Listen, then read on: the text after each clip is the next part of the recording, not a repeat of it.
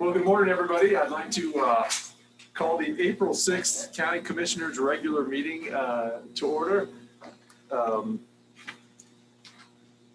So we'll start here with the call to order and roll call. Commissioner Ibarra. Here. Commissioner Richardson. Here. Commissioner Gosar is here. Would you please stand for the Pledge of Allegiance?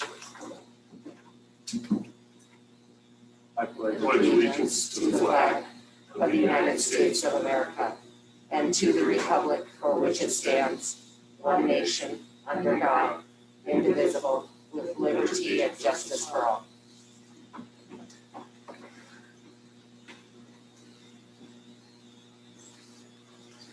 So we'd like to move down to item number 3, public hearings.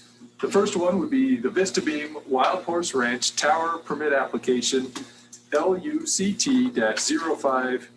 Would anybody like to make a public comment on the Vista Beam Wild Horse Ranch Tower Permit Application LUCT-05-20?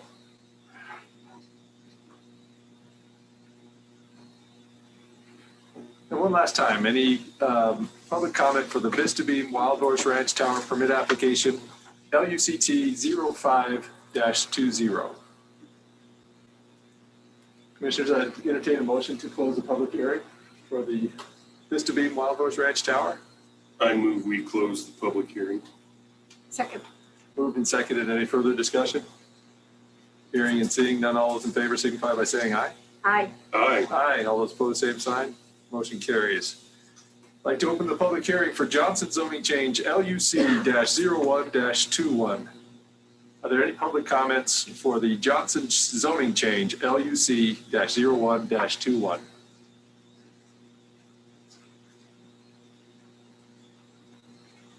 And a final call for the comments for the Johnson zoning change LUC-01-21. We don't see your hand raised, just chime in and we'll recognize you.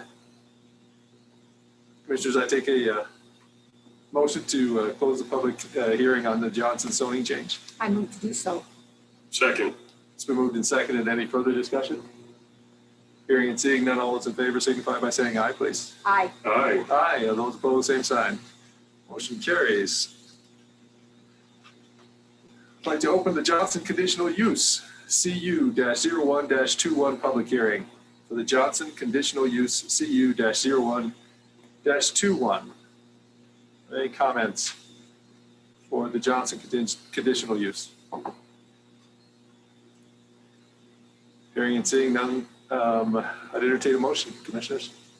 I move to close the public hearing on the Johnson conditional use CU-01-21. Second. Moved and seconded. Any further discussion? Hearing and seeing none, all those in favor signify by saying aye, please. Aye. Aye. Aye. All those opposed, same sign. Motion carries. Next, we're up to item 4, comments from the public. So we have a big agenda today. So if you could keep your public comments to 3 minutes. And if you would, if you go to restate a previously stated position, if you just say, I agree about setbacks, or give us a brief synopsis of your public comment, that would be great. We want to make sure we have time for everybody and everybody has the opportunity to participate in public comment. So I'll open up the floor for public comment. And if you just raise your hand, or if your hand goes up there too long, just chime in and we'll recognize you. Looks like I have our hand raised for Michael Anderson. Good morning, Mr. Anderson. Can't hear you.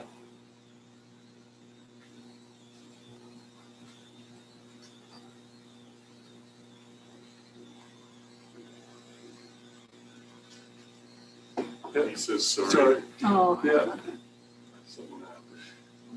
Yeah, maybe you could connect by phone. I know him in another life by a different name, and it's really making me hard to not say that name. Sorry. Just call him. It was a long time ago. Everybody I would know think who we you're all talking have about. that. Does anybody else have a public comment?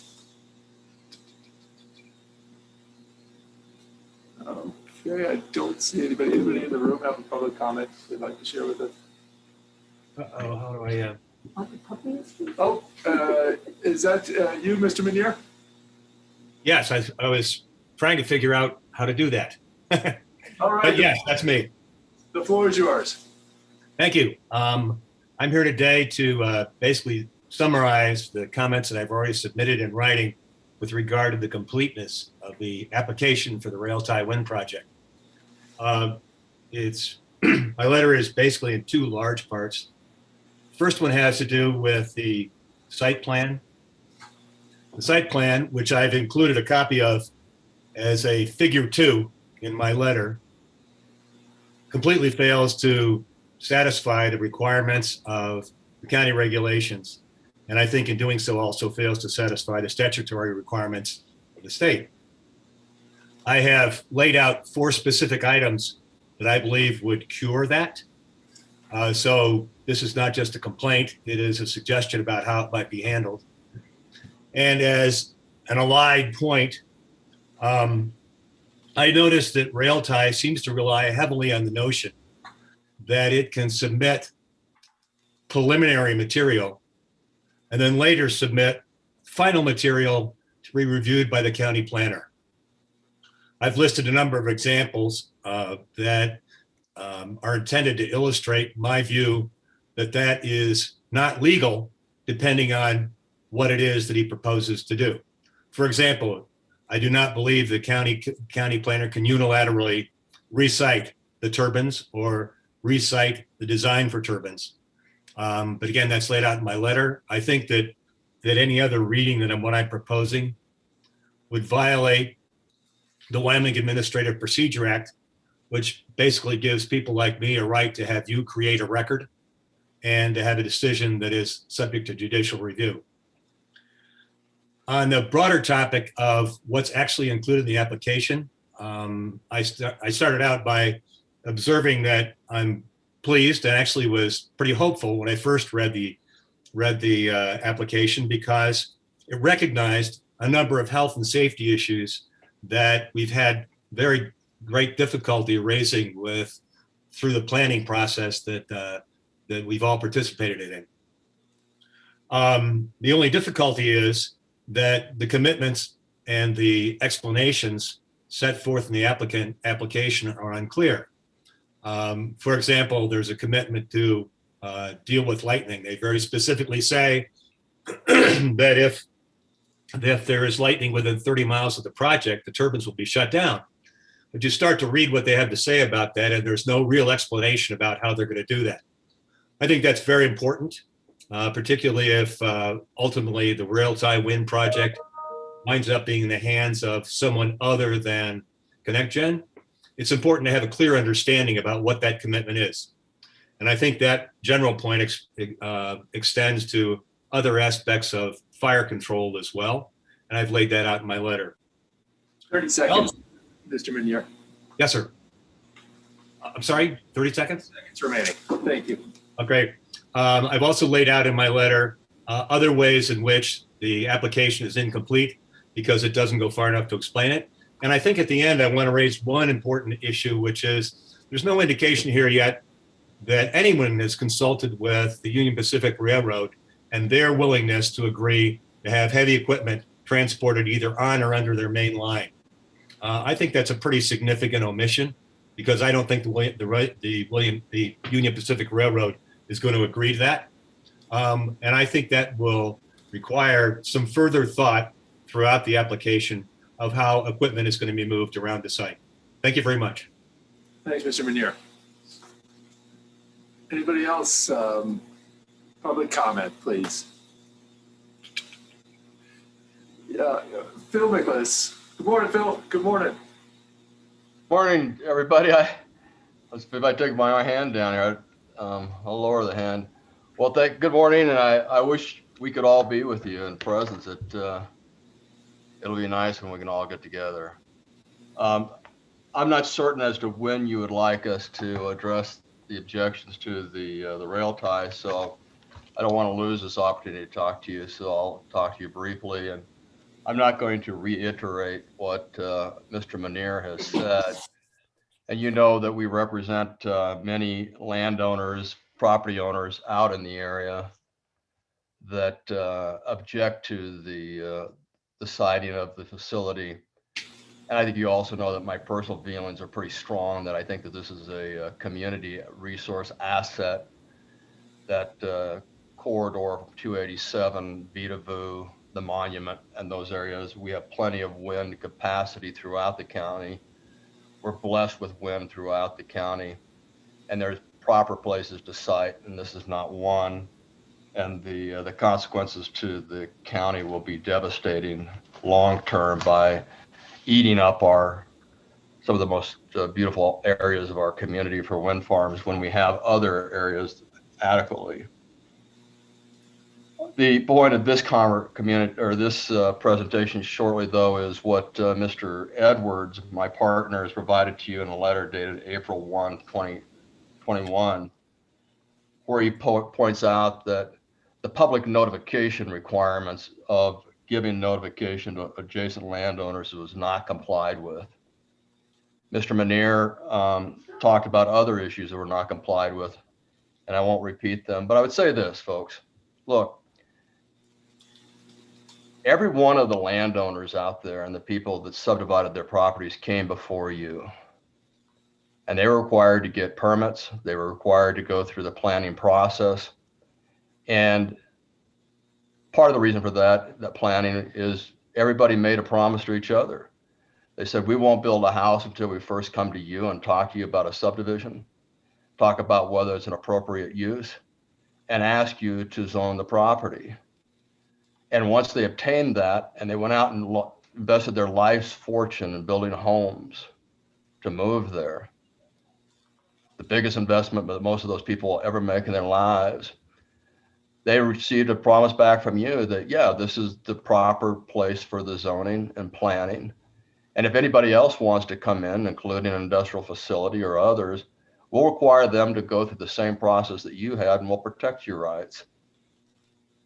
And part of that promise then is that people then say, okay, I'm willing to invest here. I'm willing to buy here. I'm willing to move here. And to honor that commitment on both sides, you need to require that any applicant, particularly an industrial applicant, comply with those requirements. And whether or not the public notice requirement seems onerous or otherwise, it is a requirement that's required. And they've not met that. And the answer should be simply no. Go through the proper process, give your notifications, and then when you come back, have a properly submitted application, curing all the defects that Mr. Manier have talked about, and then people can actually talk about the impacts, and we'll get to the impacts later. That's not what I'm here today to talk to you about. I'm simply saying planning means something. And you went out and you've zoned this area as a potential place and the proper place for future residential areas. Now someone wants to change that. That shouldn't be taken lightly. And the promises that you've already made are sufficient for you to say, no, your application's incomplete. So we'd ask that you reject the application, tell them to go back, refile it correctly with all the information that's been missing, to point out Ms. Manier, and to give proper public notification as pointed out in Mr. Edwards' letter. Mr. Chairman, thank you very much. I don't want to go beyond that today. You know that we'll have lots of discussion later, but at this point, this application is not ready to be moved on. Thank you. Thank you. Well, I'm going to mess up your last name, Donald Weirbillis. Weirbillis. Good morning. You have the floor. Thank you. I'd just like to second the previous two comments. As you requested earlier, I will keep it brief and simply state that I could not agree more that every landowner's rights and safety needs to be addressed here. And until the regulations are met in full and with intent to show final data, we don't have a chance of understanding whether or not we're doing that. So again, thank you. And I appreciate the comments from the previous two speakers. Thank you, Mr. Weirbillis. And it looks like Ruth Summers, and then we'll go to Robert Rand after Ruth. Good morning, Ms. Summers. Good morning, commissioners. Thank you for the opportunity to talk. Mine's a little bit different than the other two because I looked at the WAPA EIS, as you know, was released last week. I've only looked at it briefly, but I want to offer the following disputations and contradictions to ConnectGen's county application. The most serious first is in the groundwater quality issues. Unlike ConnectGen, WAPA discussed at length the potential threat to groundwater resources for residential wells in the project area. WAPA's EIS identified 40 very shallow residential wells ranging from only 0 to 20 feet deep around the project.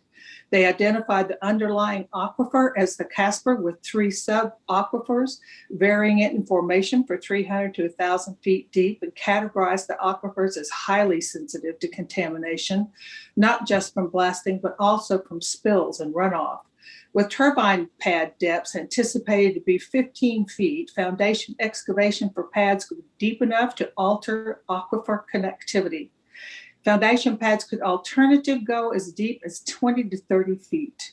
The WAPA EIS specifically and clearly notes that ConnectGen did not identify any groundwater quality threats and did not commit to mitigation efforts to avoid disturbances to groundwater connectivity resultant from below-grade disturbing activities. Maybe groundwater quality was ignored because it's not specifically identified in county regulations, but for ConnectGen to totally ignore the very real possibility of shallow aquifer interference is negligent, in my opinion. Obviously, the application is incomplete and not recognizes this very important impact, not only to the aquifers in the area, but to the health safety of local residents. Contradicting the noise impact study presented by ConnectGen in their application, the WAPA EIS declared acoustic modeling indicated possibility there would be locations along non-participating property lines where sound levels could exceed 55 dBA. If this occurs, landowner permission cannot be obtained, and the microsighting of turbines would be necessary. WAPA EIS specifically stated that new technology and fire trace systems that automatically detect and suppress fires in wind turbines at their source are continually developed and approved upon to further reduce the risk of fire, implying this new technology would be employed in the suppression of turbine fire. But ConnectGen's only protection against turbine fire is to break it and call the volunteers. Another example of a preventative step ConnectGen could take to protect the health and safety of those surrounding the project they have consistently refused to adopt. Finally, after reading the WAPA EIS, it's blatantly obvious ConnectGen downplayed as much as possible the visual impact of the project. The WAPA EIS says the introduction of wind turbines and associated infrastructure would result in significant impacts as compared to the characteristics of the landscape. Aesthetic conclusion, the 26,000 acre project would have impact and reduce the overall scenic quality for the area by substantially to severely altering the viewshed of 354,850 acres. These are the only things we've seen to date between the two applications and comments on the EIS, but I certainly hope that these are considered serious enough that we need to go back to the drawing board in the application. Thank you. Thank you, Ms. Summers. Good morning, Mr. Rand. The floor is yours. Next up, Ms. White. Good morning, commissioners. Can you hear me all right? We have you. Go ahead. Great, thank you. Thank you.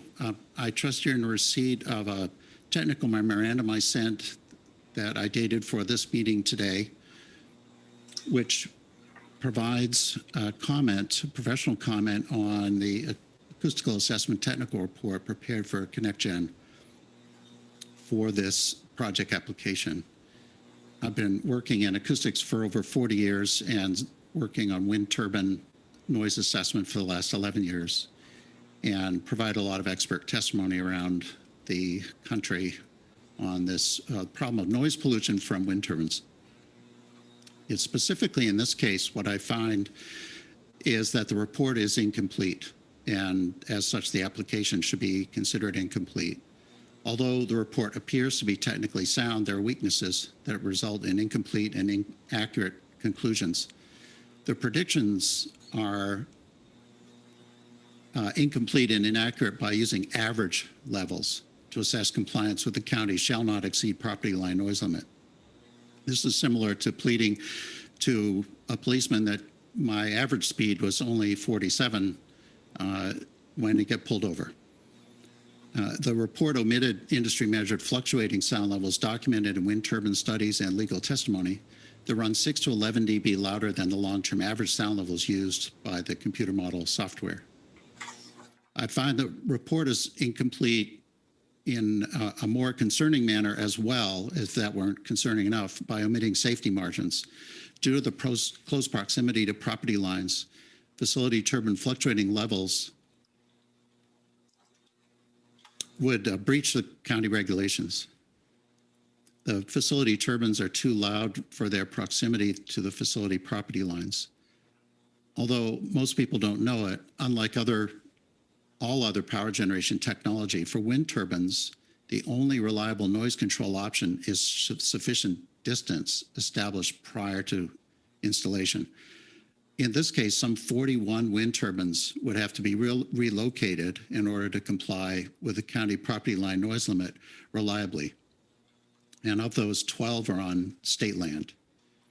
My technical memo provided a great deal of detail on the background for the reason for looking at shall not exceed as encompassing the full range of sound levels, not just the average level.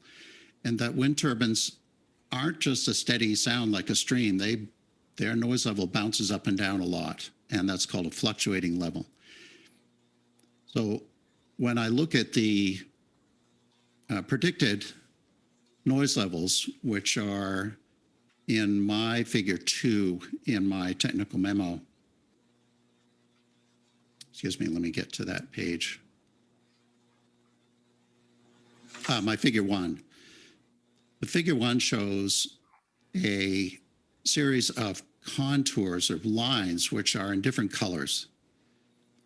When you go to the figure 2 in my report, that's a close-up to the south end of the property that is being proposed to be developed. And what I'm showing is the maximum or highest sound levels that can occur related to the sound levels that were predicted for the application. And as you can see in that figure, although most people here may not be looking at that right now, the noise levels are going to absolutely exceed the property line limit because the predicted sound levels are at or even slightly over 55 dB at the property line in a number of locations. Mr. Rand, could you wrap it up, please? Yes, thanks. So there's no safety margin, and the application technical report did not address the full range of sound levels. And so it's incomplete and should be withdrawn and reworked. Thanks very much. Thank you, Mr. Rand. And next up, Muriel White, followed by Amanda McDonald. Go ahead, Ms. White, the floor is yours. Thank you. Commissioners, can you hear me okay? We have you loud and clear. Yes, thank you. All right. So after many letters explaining that without a final map, no application is complete, I hope that you grasp the huge magnitude of deficiencies within this application. I realize that the law allows for changes to the layout up to 90 days from construction, but this is taken to an extreme by ConnectGen's application. The reason I say that ConnectGen is taking extreme liberties with that law is because of the fundamental reason that the permit process exists to ensure that proposed plans meet county regulations. Without major changes to the layout, it is impossible for ConnectGen to meet regulations. By major changes, I mean many turbines need to be removed from the layout in order to meet noise regulations. Mr. Rand was not able to include in his report, he did include in the report, but not in his verbal testimony, that the turbines on average need to move 1,200 to 1,700 feet. Each turbine that's out of compliance, 41 of them. There is no room in the project layout to put those turbines. After which, so once the layout is adjusted, it needs to have a new noise study to complete to be completed in order to have proper safety margins around the perimeter of the project. Another major problem without having a final layout is that it is impossible to determine if microwave radio lines will be interrupted. ConnectGen admits itself that micrositing and final engineering is yet to be done.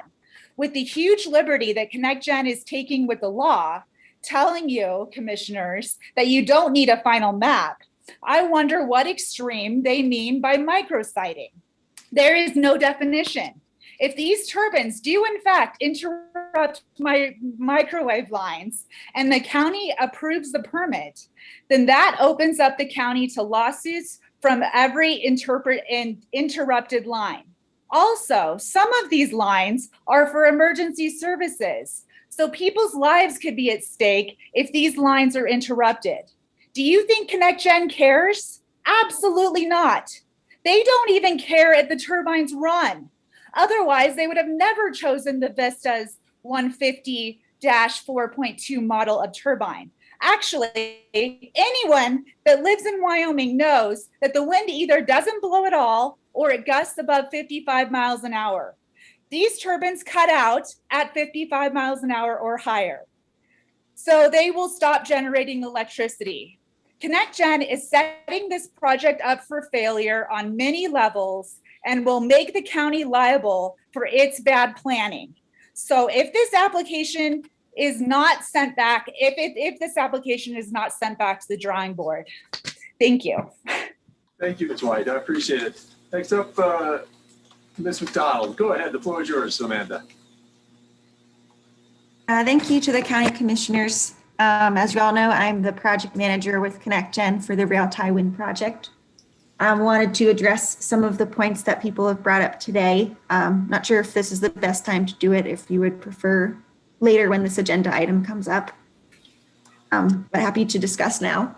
Go ahead. Why don't you just do it now? And if we need further clarification, we'll do that at that time. Okay, absolutely.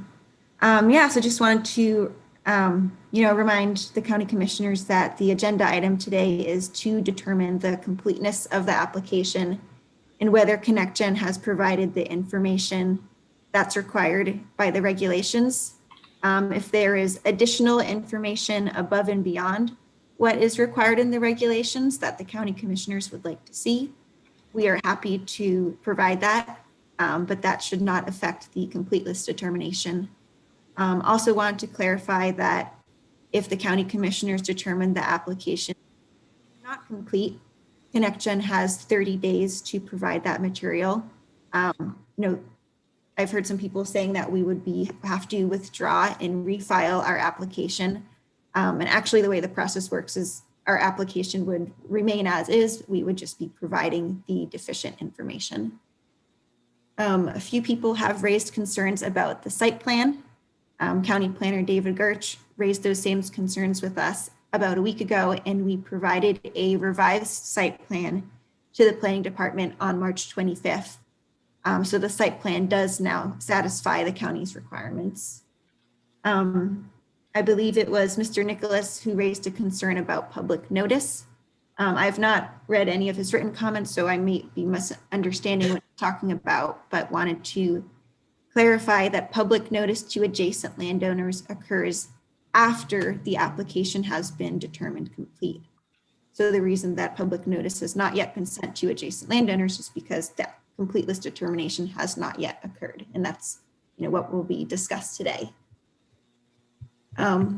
As you all are aware, the draft environmental impact statement was published by WAPA on Friday.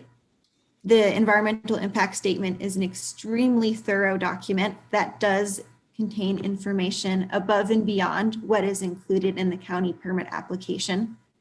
The county commissioners are welcome to, review the EIS as a supplement to the permit application. And if there's specific information or questions that the county commissioners have about the environmental impact statement, we would be happy to pull out that information from the EIS and send it to you directly for your ease of review. Another comment was made about the noise study that's used in the environmental impact statement.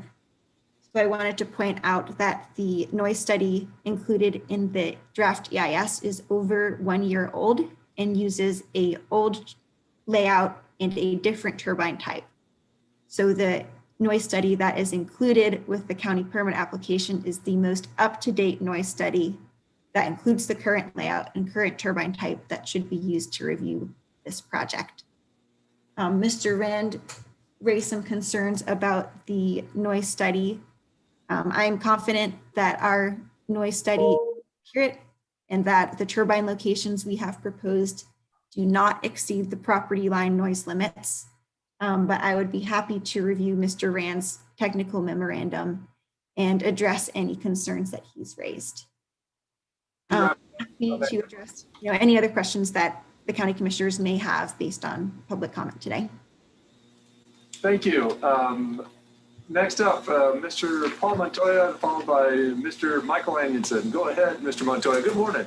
Good morning, Chairman Gozar and Commissioners Ibarra and Richardson. Thank you for allowing me to speak. I technically have a non-agenda item, if that's okay.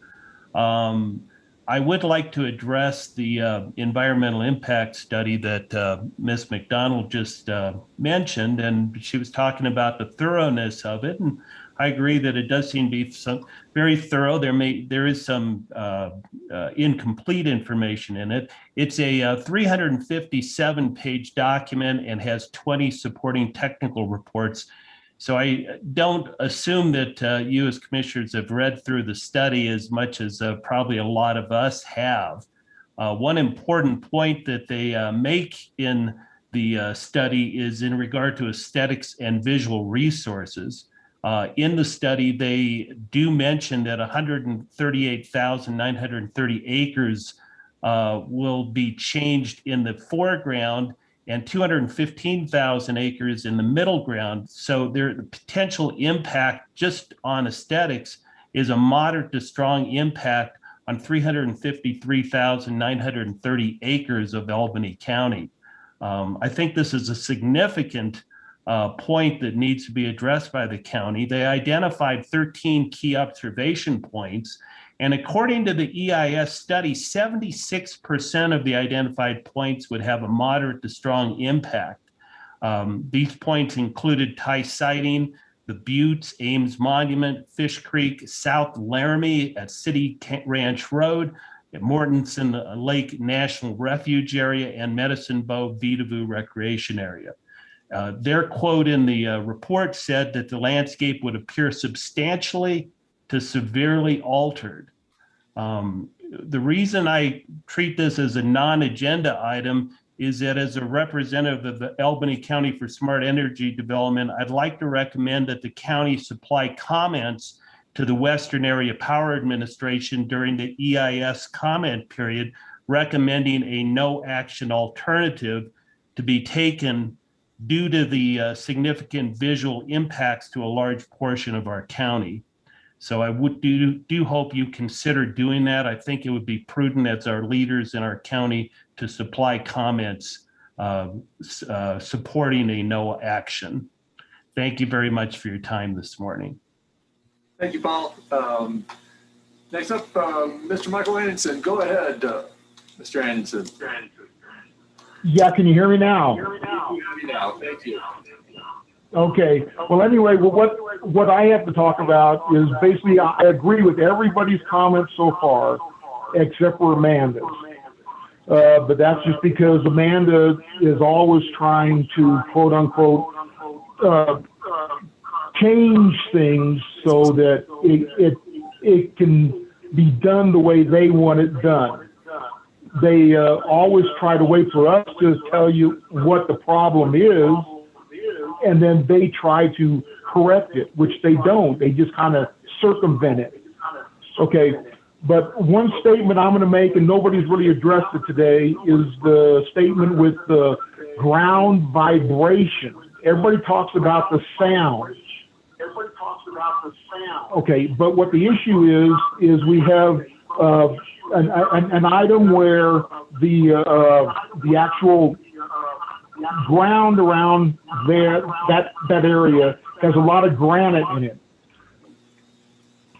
Oh, boy. Somebody took me off. The host removed me or something. Yeah, you had your phone and your computer on, so we can hear you. Oh, now better? We've got you Oh, now. you're getting double back? Yeah. Okay.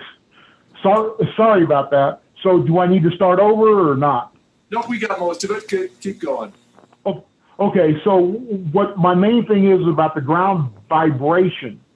And ground vibration, I know everybody's been around somewhere where you might be living 2 miles away from somewhere, and when they're jackhammering a certain piece of ground, you can actually feel it, the vibrations in your ground. And these turbines, along with making noise, have vibrations. Now, they aren't talking about the vibrations because most of the times when they put wind turbines up, they don't put them in rocky, granite-type areas. Well, with this, that whole area is a granite bed with fissures and cracks. And with these vibrations, they're going to alter that rock. That rock is slowly going to crack, and we're going to have issues with water and the sound of the actual vibrations. So that's the one thing I'm going to say. I don't have all the technical stuff about it, but I want to throw it out there. So maybe Connect Jen and Amanda can come up with a vibration study on what it's going to affect. Because I know for a fact that my kid's home is the closest house to where their proposed turbines are. And their house, I know, is attached to granite. And the area where they're going to put them, right on the other side of the fence, 1,700 and something foot away, to be in code or whatever, that is where it's going to be. Now, the turbines they're talking about putting up have never been put up on land before. That's my understanding. They're talking about putting up the big ones that are out on the oceans. So how much more vibrations are they going to cause? And that's the end of my comment. And thank you very much for putting up with this non-tech guy and all my issues. Thank you so much. Thank you, commissioners. Good morning. Okay. Does Thank anyone you. else have a comment that they would like to make? Go to the room here. Does anybody have a public comment they'd like to make?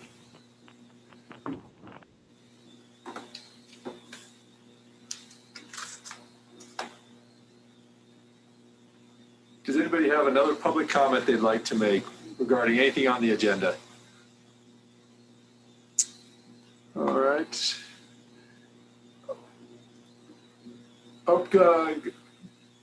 Amanda, we'll wait for your follow-up to that point in the conversation. Is that all right? Yes, that's fine. Thank you. Okay. Anybody else have a public comment? Commissioners, I'd entertain a motion to close the public comment. I move to close the public comment period. Second. It's been moved and seconded. Any further discussion? Hearing and seeing none, all those in favor signify by saying aye. Aye. Aye. Aye. All those opposed, same sign. Motion carries.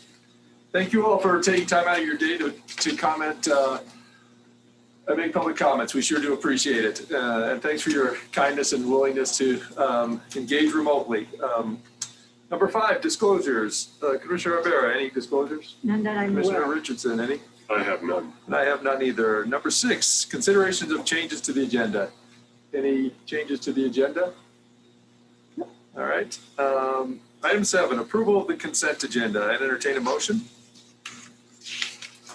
Mr. Chairman, I move that we approve the consent agenda as presented. Second. Moved and seconded. Any further discussion? Hearing and seeing none, all those in favor signify by saying aye. Aye. Aye. Aye. No. I apologize. I jumped in front of you. Sorry. No, it's all good. I just got distracted. Motion carries. Now we're on to the regular agenda. Number 8, request financial support for Laramie High School 2021 project graduation in the amount of $1,000. Jason Tangeman, co-chair of the fundraising committee. Are you there with us, or Laura, are you taking care of that? Yeah, you guys have Laura today. Well, we traded up. Fantastic. Laura, good morning. Go on ahead. Hi. I just want to thank you guys for your support of Project Graduation in the past. We are so excited to be able to get back to offering some events for our kids and looking forward to offering it after our graduation ceremony on May 28th. We plan to be in the ice arena as we've done in past years, and a few modifications for COVID, but we will definitely be offering a fun event for our seniors. Commissioners, any questions for Ms. Tangeman? No questions, but just a comment, Laura. I'm sure you're just as pleased that this is your last go round as far as having to co-chair this committee. I'm winding down on all of my committees. Any comments, questions? I guess I'm curious if we were to do this, where we would draw the funds from. I would suggest that the money come from miscellaneous uncommitted funds and 1% if you have substantial amount of money to cover that. Sure. And Commissioners, I entertain a motion. Mr. Chairman, I move that we approve item 8 as presented. Second. Been moved and seconded. Any further discussion? Hearing and seeing none, all those in favor signify by saying aye. Aye. Aye. Aye. All those opposed, same sign. Motion carries. Thank you, Laura. Appreciate it. Thanks for your work on that. Thank you, all of you. Item 9, decide how Albany County chooses to move forward with the Emergency Rental Assistance Program, funds from the state. Tracy, good morning. Good morning, Mr. Chairman and Commissioners. I was lucky enough to be able to attend this webinar that was presented by the Wyoming County Commissioners Association and the Department of Health regarding the Emergency Rental Assistance Program. And Heber, of course, Commissioner Richardson was there in attendance with me. So if he can fill in any gaps I may have missed, I'll just jump forward. There are funds available. The county is looking at perhaps receiving approximately $255,510 for emergency rental assistance. The county can choose to not administer the program and seek a CBO, which is a community-based organization, to do so on its behalf. And more than one organization can be chosen. The second option is the county may designate an agency such as the CSBG Tripartite Board to administer. Or the third option, the county may also choose to administer the program itself. So this is where you guys get to decide how you would like to move forward with this program. I believe when we spoke last week, Chairman Gosar, you were going to contact Sharon Breitweiser with the CSBG board, or? Yeah, I did. Sorry, I did not. You did not? Yeah, okay. I forgot. I will see her today. Okay, yay. If you want additional information, and I am also, as you will know, I'm on that board as well. And we are kind of already set up to do those kind of things. I don't know what timeline Sharon has because I know she is a very busy person as it is. But those are your options, and I will try to answer any questions. And then Commissioner Richardson, perhaps if I missed anything. Our timeline is very short. They want their decision tomorrow. So, Yeah. you know how Right. their emergency constitutes an emergency on our behalf. Right. But Commissioners, any questions? Just one. Tracy, my understanding is this doesn't go directly to any person. It goes through an agency. It would go through an agency, which then would work with a landlord on like a rentals that are in arrears. If the landlord chooses not to engage itself, then it would go to the person. Okay, so if we went the route of the CSBG tri-party board, do they designate who, as far as like if Interfaith Good Samaritan is going to be one of those agencies, those Correct. other agencies, is that how that works? Correct. Commissioner Ibar, the CSBG board would probably delegate it to whatever agencies to administer the program as a subgrantee. Okay, thank you. Mr. Chairman, I have a comment. Sure. I am leaning toward, after all the discussion that happened, if we choose to administer the funds, then we have to then that adds one more step to the process, and we have to have somebody in our organization then work with the CBOs, like Interfaith, like maybe My Front Door. Maybe that's not what they do really, but you know what I'm saying, some different. So I never could see any reason why we would stand in the middle of that. I think that we should accept the funds, and because of how well the CBOs in this community work together, and how they already know how to identify and reach out to the people who need the help and all of that sort of thing, I don't see any reason why we would take this in-house as kind of like as a pass-through. It's my understanding that it's not that hard to do the documentation and the compliance part of it. Sometimes about the only reason we would want to do that is if we needed to do some accounting on, to make sure that all of the requirements were for the use of the funds was taken care of, and usually grants would do something like that. But I don't think in this case we need to do that. Just based on what I heard, I think that this could go straight to the CBOs, and we could do county business without having to be involved in this. It might also, I don't know, I suppose there's no conflict with the downtown clinic because you guys do something else, but Yeah, we don't do this work. maybe there's some way that information gets displayed at the downtown clinic so that some of your clients or customers can find their way to the, you know what I'm saying? The CBO world, I think, can deal with it. So I'm inclined to go that direction.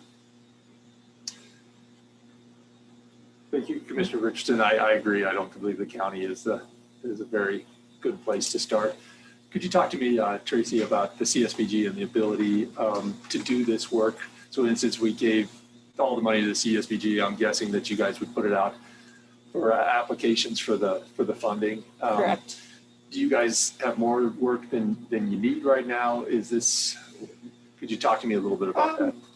Commissioner, Chairman Gosar, I would say Sharon is really going to be the best one to talk to. And had I known you didn't talk to her, I should have asked you yesterday in our meeting as well. But I apologize for that. She is so dynamic. She gets everything done. I don't know how she does it all, but I don't know that we're that busy because once we allocate the funding to the different agencies, it's on them to request their monies, report their monies. As you know, through the downtown clinic, you guys are reporting back to us and submitting the applications or the requests for the drawdowns on them. We've had additional work this year because of the previous CARES funding money and then our regular CSBG grant that we work on a regular annual basis. I think the CSBG board, we could handle this. And then it would be delegated out, of course, to Interfaith or whichever community agencies are interested in administering or co-partnering with it. So in answer to your question, I don't think we're overwhelmed. I think we can do it. I would hate to commit to anything without Sharon because she is the one that does the greatest portion of the contacting people and working. So how is that for? Well, I totally understand your position and sorry about not getting that done. Oh, no worries. I do think there is a need for something. Either we'll have to dish it out to Interfaith, My Front Door, or whoever wants to do this work, Family Promise, and then try to decide how much to give to each. United Way does it to that way, you guys at the CSBG, but at some point we need some intermediary to do that. And CSBG sounds to me like a reasonable place to go because they already do that work. But I wish I would have sent an email. So yeah. I am willing to catch Sharon. I know, as I stated last week, we are in the middle of our state visit. with the state CSBG. Yeah. And so I know she is with them at this exact minute, but perhaps I can catch her. Yeah. And find out for sure. But in comment to Commissioner Richardson, doing it in-house, I just don't think we are able to do that at this time either, just because knowing our grants office is out at the moment. So, and that would be a lot to come back to for her as well once she's back.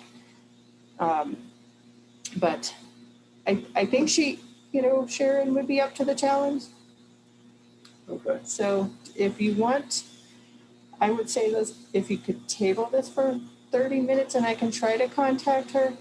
At one point, I do have to be in the state visit myself. Okay. So I just don't want to mess up your agenda either. You need longer than 30 minutes because we can table it towards the end of the agenda too, so that we secure that. Well, I don't want to go too so far at the end of your agenda, with all due respect. You don't want to be with us for 5 o'clock. I have that site visit. Yes. And there's a couple of big topics you guys have today. So if we could start with maybe 30 minutes and I can do my best to contact her, and I will know for sure within 30 minutes whether I have to be at the end of the agenda or not. Okay, well, when we see you, we'll try to insert you into the agenda. That works. I will go get to work on this. Yeah, thank you. Thank you. Jackie, we don't need a motion to table it. We can just move it. Okay. Thank you, Tracy. Item 10, present for approval, contract between the Board of Commissioners of the County of Albany, Wyoming, by and through the Albany County Integrated Juvenile Treatment Program and the Clinic for Mental Health and Wellness, LLC, for group treatment services for participants in an amount not to exceed $8,706.09 from March 22nd, 2021 through June 30th, 2021. Amy, good morning. Morning, Mr. Chairman, Commissioners. Today we're presenting for approval the agreement between the Clinic for Mental Health and the IJTP grant. What we are looking for is Peak is not able to, or now it is VOA, fulfill the entire end of we were going to kind of limp through to the end of June. They don't have the ability to do so. So we needed to find a place for our juveniles to go to group therapy, which is typically 4 hours a week. Until the new contract went into effect come July 1. So the clinic has agreed to pick this up. They are hosting the groups after school, and then they are sending team members to our court sessions and pre-court meetings. So this is kind of just a short a Band-Aid essentially to get to when the new contracts come out in July. Okay, Commissioners, any questions, comments, motions? I move that we approve item number 10 as presented. Second. Moved and seconded. Any further discussion? Hearing and seeing none, all those in favor signify by saying aye. Aye. Aye. Aye. All those opposed, same sign. Motion carries. Thank you, Amy.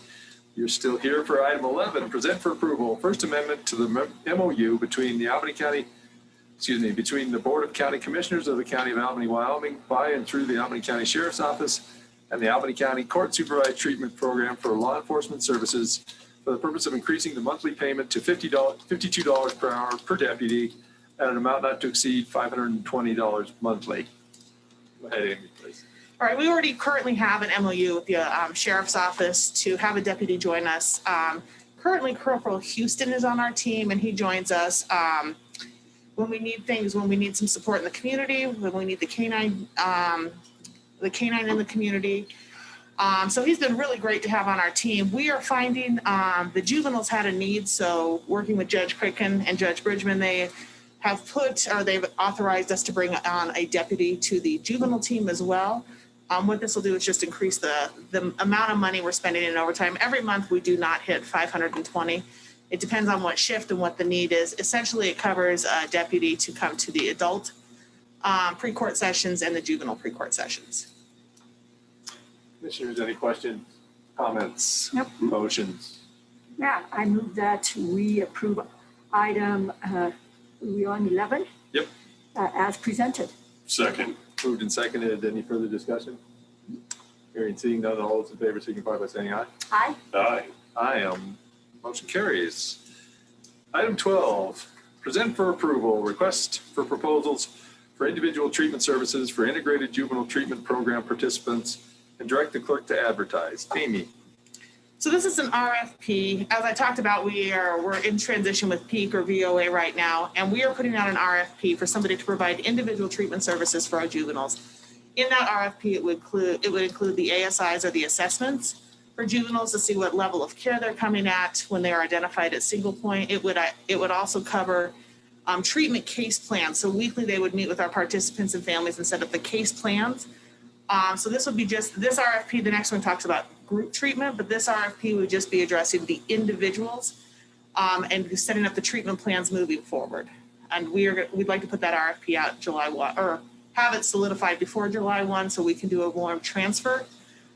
PEAK is currently seeing clients. We would like to, in June, start to transfer those clients over. And we call it a warm transfer, so they're sitting in the room together, the therapist, as they transfer those juveniles. Some research behind why that's traumatic for the children as we transfer them. But that is the direction we have to move because PEAK isn't able to currently hit our contract requirements. So this is just for the individual piece. Commissioners, any questions? Mr. Chair, I do have a piece, a question, I'm sorry. Amy, we discussed the scope of services and had discussed some cultural issues with this and all. You and I, yes. We. And I didn't see into the scope of services something about possibly requesting Spanish-speaking abilities to address these cultural issues and individuals, especially family members who have to be there with the child who don't understand. Correct, Commissioner Ibarra. We decided not to put that into the actual RFP. We would hire that piece. So I have funding in our grant to bring in and hire that piece when we have that issue, when we need to bring in someone who speaks another language. But that is not currently in the RFP because I don't know if our community is able to support that at the individual therapist level. Meaning there's not enough therapists out there with that skill? I do not believe currently, if we're going to put this out. Because I was thinking to pay for double paying, as far as that service, but if we don't have that. I believe currently we would have to actually bring that contracted service in and pay additionally. Okay. Commissioners, any other questions, concerns? I'd entertain a motion. I move that we approve item 12 as presented. Second. Moved and seconded. Any further discussion? Hearing and seeing none, all those in favor signify by saying aye. Aye. Aye. Aye. All those opposed, same sign. Motion carries. Item 13, we're getting there, Amy. Present for approval request for proposals for group therapy and day treatment services for integrated juvenile treatment program participants and direct the clerk to advertise. So this is again another RFP for the other half of the juvenile treatment, which would be the group services. Currently, we have the entire contract together. We are going to piece those two out. It would be great if one shop would pick up both and bid on both RFPs, but they're written separately so that we can, if the interest isn't out there for the entire program, we can still find services. This provides when kiddos come into the program, high risk, high need, they're looking for IOP level treatment, which for a juvenile is 6 hours of treatment a week. So the groups would provide 5 hours, individuals will be 1 hour. So the group, the shop that picks up or bids the RFP for the groups, the treatment plans would be created in correlation, or they would collaborate, but they would really be created with the individual therapist and come over then to the groups. We are looking for someone who could possibly provide level 1, like just outpatient services, intensive outpatient services. Day treatment services would be a level 2.7, and then a level 3 and above, which would be inpatient. So hopefully we're looking at partnering with someone here in the community to provide 4 levels of care, which we currently don't have access to for our juveniles on the fly. So really, if we are able to get them to bid this would open up services for juveniles. Mr. Chair. Go ahead.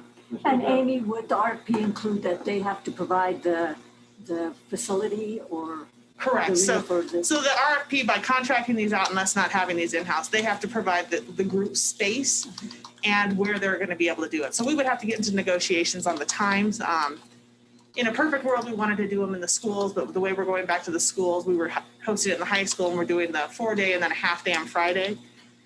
It was actually impacting some academics. So currently as a team we're dealing with, and I'm certain we'll score on the RFP how that looks, if we put the treatment back into the last hour of high school, which the kiddos were taking an Odyssey wear or doing something so that they could come in, Or if we do it after school, and that presents another set of challenges with those kids who want to do after school curriculum or after school activities, and we certainly want to see them doing things that are healthy for them. So I think as a team, we're going to score that. We're going to talk about it, but those are the two issues. But yes, and then if we do them at 7 o'clock at night, that's late for these kiddos when they have other things at homework. So we're trying to find the exact time, but they will provide the facilities, and then we'll negotiate the times. Thank you. Commissioners, any other questions, concerns, motions? I move that we approve item 13 as presented. Second. Moved and seconded. Any further discussion? Hearing and seeing none, all those in favor signify by saying aye. Aye. Aye. Aye. All those opposed, same sign. Motion carries. Item 14.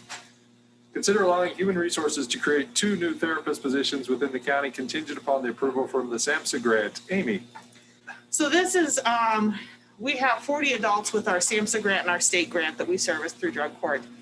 I would like to ask the commissioners if we can hire those individuals to work for the county. I know there were some concerns, or we talked a lot about how we would manage 2 therapists when I couldn't oversee how therapy does it. As a program, we're required per our state grant to have a CARF certification. So for currently the Clinic for Mental Health has certified their program as a CARF certification, just the treatment part of it. I am able to, and other drug courts in Wyoming have certified their entire program as a CARF certification. So in the last state grant, I asked for $7,500 to certify our program. We were awarded that money. So what I'd like to do is work with Christina, create these 2 jobs, and certify our program with CARF certification. Then we have a direct link to Department of Health. Those therapists are therapeutically, they have access to the Department of Health to oversee them to make sure we're hitting treatment standards. And then they would report to my office as part of the specialty courts, but we would have the specialized area to do that. This would be, if you guys could do the approval today, it's pending the approval of our SAMHSA grant. I then have worked with Karen in the grants department. We wrote a letter if you guys approve, we will send it out to SAMHSA to see if what their approval is. Because when we originally wrote the SAMHSA grant, we said that we were going to be directly with the Clinic for Mental Health. So we actually wrote that clinic into the grant. To change that, I have to get their approval. So this would be you guys approving it, and then we would have to make sure that that they would approve it as well outside of just our approval here. I think you guys have this spreadsheet. Yeah. This spreadsheet shows we took, when we were projecting what the numbers would be, it would be $15,677 a month is what we would spend for 2 therapists. We took them at the highest level insurance. So we just assumed they had a family and we took the highest level insurance. We may have some wiggle room in there depending on what their needs are. But that is what we were hoping to pay them. And then in regards to placement or housing of where they would be, I would have to secure, we will rent a facility. So I have participant funds in the amount of $59,000 that everybody pays. I use some of that money every year, every monthly we use it for some of their treatment. I'm saving that money because if the grants should go away, I will have all these people in program and need to have funding to attrit the program down or back to numbers. So I save that money. I was going to budget $10,000 or $12,000 depending on for the next fiscal year to cover the rent. So we do have the money to cover the rent. And we would have that every year based on the fees that are coming in. So that is kind of a global approach, what we're hoping to do. It's timely in the sense we would have to create these jobs. Christine will have to help me do the research. We kind of have a vague job posting, but I certainly want to put it out to the courts, national CARF, make sure it's correct, and then we would post it. Commissioners. Yeah, thank you, Mr. Chair. Amy, for the SAMHSA grant, would you have to have the specific mental health clinic or providers stated before they'll approve it? Or can you say we're out with an RFP? I think what we would do is we would provide the letter of termination that they're no longer going to be providing services, explain that they are providing services and this is how the county would like to move forward, looking for I wouldn't write in specific people. We won't know who they are. Right. I need them to approve it before we even go forward with it. Okay. Lastly, I didn't mention, just so everybody knows, we're going to come in next meeting with an RFP for a psychiatric nurse practitioner. That's going to be $2,000 a month. That will cover both programs. So we will partner with somebody here in town that will provide our MAT services, which are crucial to both grants. We just wanted to see if this is the direction we're going in, and then we will bring that other position in next commissioner meeting. So Amy, I have just a concern. I have a concern that you guys would move down this path and SAMHSA would say no. And then all of this work would be undone because I don't believe the county can afford 2 therapists outside of the grant. So that funding would have to come from somewhere else. So I'm a little concerned about having something written from SAMHSA that says we're on board with this before this commission signs on to hiring 2 positions. Could you talk to me a little bit about that, please? So I'm misunderstood. I'm not understanding the financial piece. So we currently have the money to pay for 2 therapists at $55,000 a year. If we don't, let's say SAMHSA says, no, you can't have those. The challenge will be finding people in the community that want to take this on. So that would be 20 therapists plus groups for outside in the community. We would still have to contract with them and pay them each the same amount. So I only have about $15,677. That will either go to an entity outside of us, or it will come in. Does that money come through the SAMHSA grant for those? Because the mental health and wellness, right, was part of the grant? So they never got the money. It all comes through the county. So all the money comes to the county.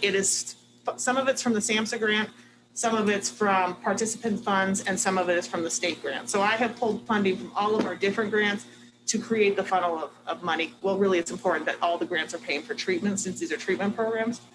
But it never went directly. So when you say, did we go into business saying we were going to use the clinic? Absolutely. And so they wrote in their treatment practice, everything they're doing. That is how we wrote the grant. In hindsight, we shouldn't have written it that way. But we don't have the option to stay with them anyway. So even if the grant says, no, they can't work for the county, then I'm going to be back in front of you saying we're trying to put out an RFP and find somebody.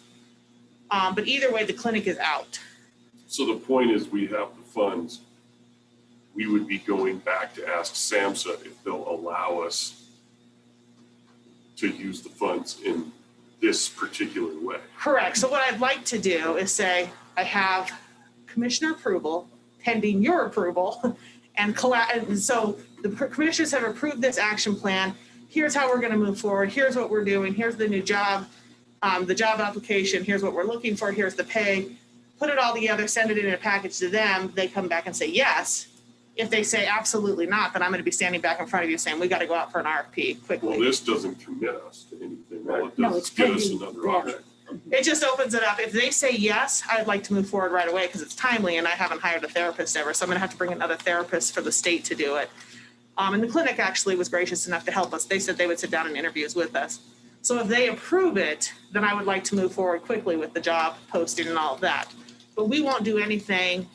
You guys are the first stop to make sure that you're on board. If you agree with this direction, approve it. I will go to SAMHSA. If they agree with the direction and approve it, then we'll move forward with the job. If they say no, I'll be standing here in front of you. We'll be going out for an RFP quickly. Right, it would be pointless for us to seek SAMHSA's approval first. Why would they approve something that they don't know whether this commission is going to? Correct. So it needs to start here. And we had a lot of conversation about that. In fact, when I put it on the agenda, bless Bailey's heart, she put a lot of, they were calling me saying, did you already go to SAMHSA because Bailey says that has to happen? And I decided I would rather come to you guys first, make sure SAMHSA is very hard to communicate with. It's different than the OJJDP. Once I have your approval and know it's okay, then I'd like to go to them. I didn't want to go to them first and then say, oh, by the way, the commissioner's not approved, let's change. I wanted to make sure you guys were on board and then move forward. Thank you. I just want to make sure that the funding was there and everything. It's all grant funded. Okay, fantastic. And commissioners, any other questions, concerns? None. I move that we approve item 14 as presented. Second. Moved and seconded. Any further discussion? Hearing and seeing none, all those in favor signify by saying aye. Aye. Aye. Aye. All those opposed, same sign. Motion carries. Thank you, Amy. Thank you so much. And I will certainly let you know when things are going out and copy you in on the letters. Awesome. Thanks. Thanks, Amy. Item 15, present for approval, construction contract between the Board of Commissioners of the County of Albany, Wyoming and Recycled Materials LLC for the 219 Avenue C building demolition project in Rock River, Wyoming for a base bid amount of $34,970 and authorize the chair to execute the agreement. Bill Gorman, good morning. Good morning, Mr. Chairman, Commissioners. Yes, we received 4 bids on the 15th of March, which we opened them actually in here on the 16th.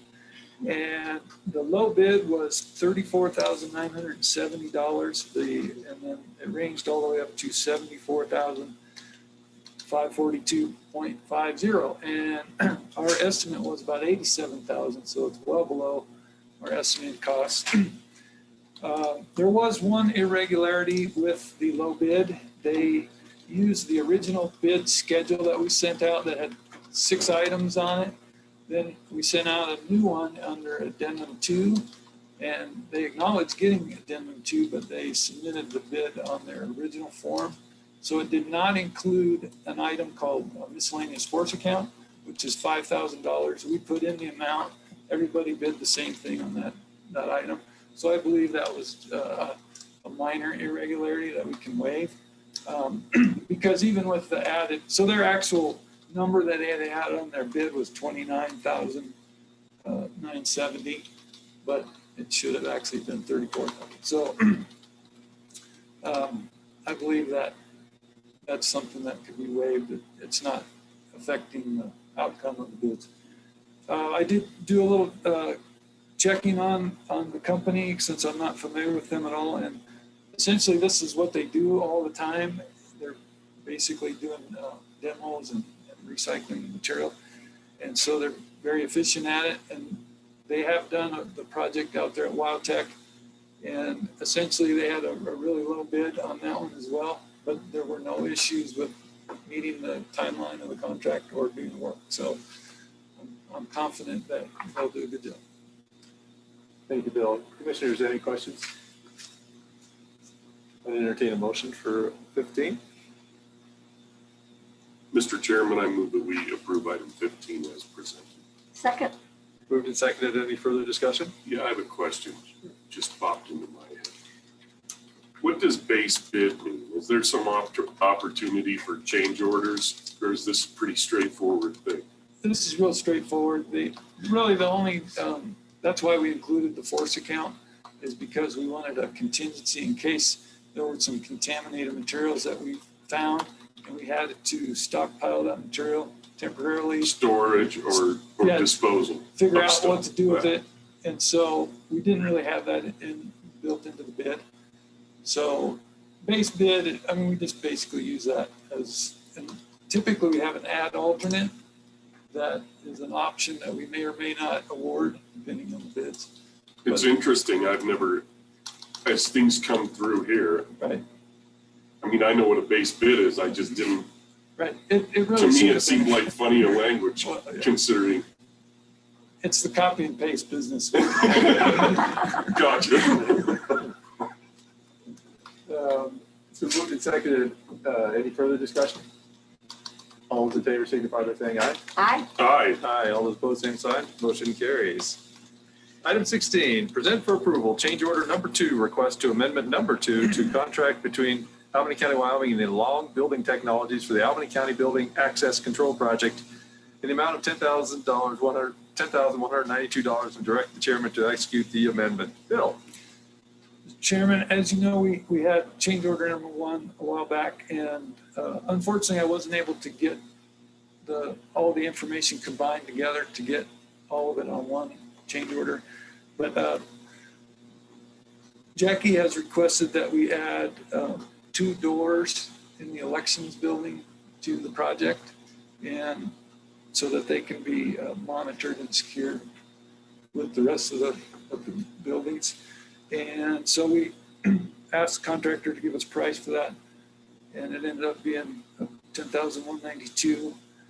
Which seems a little high per door, but it is hardwired, and compared to the average for the courthouse, which is like 36 doors, that they average about 3,000. So, and a lot of those are wireless, so it's a lot simpler installation. So it's a reasonable number. So I would go ahead and agree to do it, or suggest you do. Commissioners, any questions? No. Entertain a motion on item number 16, please. I move that we approve item 16 as presented. Second. Moved and seconded. Any further discussion? Hearing seeing none, all those in favor signify by saying aye. Aye. Aye. Aye. All those opposed, same sign. Motion carries. 17, present for approval, request for proposals for a civil engineer for county contracted engineering services and direct the clerk to advertise. Bill, it's true. Yes. Isn't it? Dang it. Yes, so I'd be happy to answer questions or. What is your last date, Bill? The end of the contract is June 30th. June 30th, okay. Hey, Bill, are you retiring completely or just from this particular client? Well, I'm trying to unwind, my business. Your relationship. Contracts, yeah. And so my wife is retiring and after this semester. And so I don't want to be the one tying us down, having to work every day. So I am trying to unwind the contracts, but I do have some others that continue past this time. I really have enjoyed all my time with the county and worked on some great projects. All the people have been great. And so I kind of hate to go, but it can take a lot of my time. I went back and looked at my records. I've been doing this since 2008, but I switched systems in 2015, so I can't really easily go back to 2008. But I've since 2015 averaged about 1,500 hours of work for the county per year with my company. So it hasn't all been me. About a third of that actually has been my time. So, it's a significant commitment on average to one client. If you figure there's 2,080 hours, theoretically, in a year. So it was a quarter of you. Right. Right. And it fluctuates a lot. So it makes it a little more difficult to plan for. So anyway, Commissioners? Yeah, Bill, will most of the projects or all the projects come to a close that you're working on now by the time a new engineer comes aboard? Yeah, I think really, there's two projects that are kind of ongoing right now. Well, three. Who knows about that north entry? That doesn't ever seem to get done. But the demolition, they're talking about starting in mid-May or early May. And he thinks it'll only be a week, really, to do the demolition and the hauling off of the material. The reclamation will take a little longer than that. So that should be done. And then the chiller replacement should also be done, hopefully. Otherwise, you guys are all going to be in shorts. And We will not be dressed professionally. no, we will not. Free day in here. Right. Casual Friday every day. Right. Commissioners, entertaining Just one more question. Okay. Are we on, I'm not sure what the schedule here is as far as replacing Bill. Will there be some time for transition? Should you can sort of I didn't hand it off and give him some input as far as how to proceed and all, or is it just you're gone and he's here on Monday? No, I think there will be some overlap. It's not going to be as much as we maybe hoped originally, but probably at least a month, I would say. Oh, good. Okay. Well, and I would think that these projects are going to be pretty wound up. Yeah. It'll be quiet. It'll be learning the county's process. Right. For the new engineer. That'd be nice. And I do have some figures. To be honest with you, I spend most of my time doing contract administration for projects, and then the bid process. All these bids take quite a bit of time when they add it all together. So that's the kind of things that they're going to have to get involved with right away. Mm-hmm. And most engineering companies, they're used to doing that kind of thing. So it shouldn't be a big problem for them. So those are the two major pieces of the RFP that you think would satisfy our contract best: the oversight of the bidding process, and then also the administration of the project itself. Well, there's a pretty substantial scope of work in the RFP, and those are certainly mentioned in there. But we didn't try to identify percentages. Okay. In the RFP. So we maybe could do that if you wanted to, but I don't think it would be necessary. No, just from a working knowledge, just kind of what work did you do most like that, you know, we might look for in a successful RFP? Right, so basically it breaks down like this. About 20% were the bid process, 30% contract admin, 12% meetings, just general meetings like this. Design, 12%. Here I'm an engineer, I want to do 12% of my work to design. And then reviewing like the subdivisions and so forth is about 8%. And that's about 80%. And then the other stuff's just kind of miscellaneous. Super other stuff. Mr. Chairman, Yeah. it's interesting that we call you the county engineer because really you're like an owner's rep for Right. projects. That's the majority. It's of what I do. project administration because we don't have that expertise in here. Right. I wonder if it could be approached from that direction. You know, if 12% of what you do is actual design and the rest is You know, a lot of making the project march forward, that Right. is project management. Exactly. To be honest with you, most of the time a project manager would be a lot better option than having somebody like me. Even though I knew that, but there's other people that are a lot better at it than I am, and so that's certainly something to look at. I mean, maybe if it's 12% engineering, Right. the project manager just hires that. Right. That would be definitely different than what the RFP says right now. It might be something we could take a look at. I mean, if you hire an engineer and they realize that, well, wait a minute, this isn't really engineering, this is project management. Well, and a bigger company would have, people maybe that specialized in that rather Sure. than having an engineer do it all the time. So, They would send over the person who Right. fits the tasks, but they'd have somebody in their operation to do the design and stuff. Would there be more applicants? Do you think, Bill, if it was titled project manager as opposed to civil engineer? I don't think so. There's And it might be the same overlap in applicants. that. Excuse me? And it might be the same applicants either way. I think it would be. Laramie's small enough market that you're not going to get a ton of people run around out there that have project management experience that are already working for some firm like that, an engineering firm. And they know how to read an RFP, don't they? Right. But there are some reasons you do need to have, a PE doing some of this stuff. Right.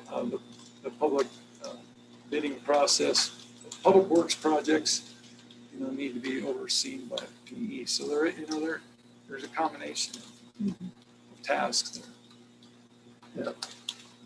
Commissioners, please entertain a motion. I move that we approve item 17 as presented. Second. Moved and seconded. Any further discussion? Hearing and seeing none, all those in favor signify by saying aye. Aye. Aye. Aye. All those opposed, same sign. Thank Motion you very carries. much. I have to go teach class, so see you later. See you, Bill. Thank you. Item 18. That's that other 12%. Present for consideration, invitation to bid for purchase and delivery of one 2021 Caterpillar 140-15 all-wheel drive motor grader and direct the clerk to advertise. Rob, good morning. Thanks for your patience. Floor is yours. Good morning, Chairman Gosar, Commissioners. Basically, this is the last of our blades that we've kind of been moving through our 7-year warranty. It's up in Rock River. So actually I misprinted on the cover sheet. It should be a 150-15 all-wheel drive that we're going out to bid for. The corrections have been made in the invitation to bid. So like I say, it should be a 150-15 all-wheel drive that we're asking permission to go out to bid with. The money will be coming from the SPET 2010 tax. Commissioners, questions? Mr. Chairman, I move that we approve an invitation to bid for purchase and delivery of one 2021 Caterpillar 150-15 all-wheel drive motor grader and Second. Moved and seconded. Any further discussion? Hearing and seeing none, all those in favor signify by saying aye. Aye. Aye. Aye. All those opposed, same sign. Motion carries. Thank you. Thank you, Rob. Appreciate it. Number 19, present for consideration the Inventive Wireless LLC doing business as VistaBeam Wild Horse Ranch Tower Permit Application LUCT-05-20. Joe, good morning. Good morning, Chairman and Commissioners. The applicant is Inventive Wireless LLC DBA VistaBeam. It's located in the southwest quarter of the northeast quarter of Section 26, Township 15 North, Range 77 West. They're requesting a tower permit. The current zoning is agricultural. Current use is residential, and there's access off of Stampede Drive. There were 7 reviews, and no one had any concerns. Notice has been provided by posted sign, publication, and certified mailing as required. The proposed tower shall not adversely affect the public interest. The applicant has provided the required site plans and/or survey, and the applicant has addressed the following impacts. Visual impacts, the tower will not only be an impressive display of architecture. Environmental impacts, VistaBeam strives to leave the smallest environmental footprint possible. Co-location requirements, our proposed tower will have the purchase links licensed by the FCC to ensure that there is no other interference with any towers that may be in the area. Exterior lighting, there will be no lights on the tower to cause glare that will interfere with traffic safety and will not cause a nuisance at night. Screening and buffering is not required due to separation from any incompatible adjacent uses.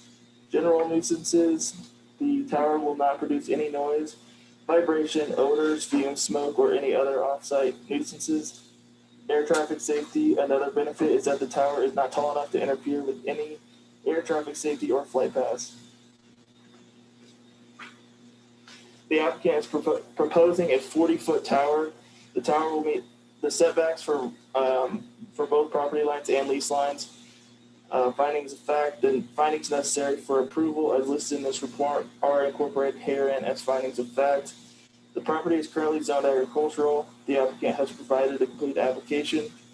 The applicant has submitted a statement allowing Albany County to install a communications antenna on the tower if needed. The applicant has noted that in the event the facility is no longer being used or abandoned, the owner will be responsible for removal of the facility. Documentation has been provided that ensures that density standard levels are not exceeded. The application has provided a copy of the construction plans certified by an engineer licensed in Wyoming. The foundation design must be submitted and approved by the county engineer prior to construction. Conclusions of law. The provisions of the Albany County Zoning Resolution, Chapter 5, Section 5, and Chapter 5, Section 9 have been met. Staff analysis. The applicant has satisfactorily addressed all Albany County standards for tower permitting. The applicant will need to follow all further Albany County construction requirements as they proceed.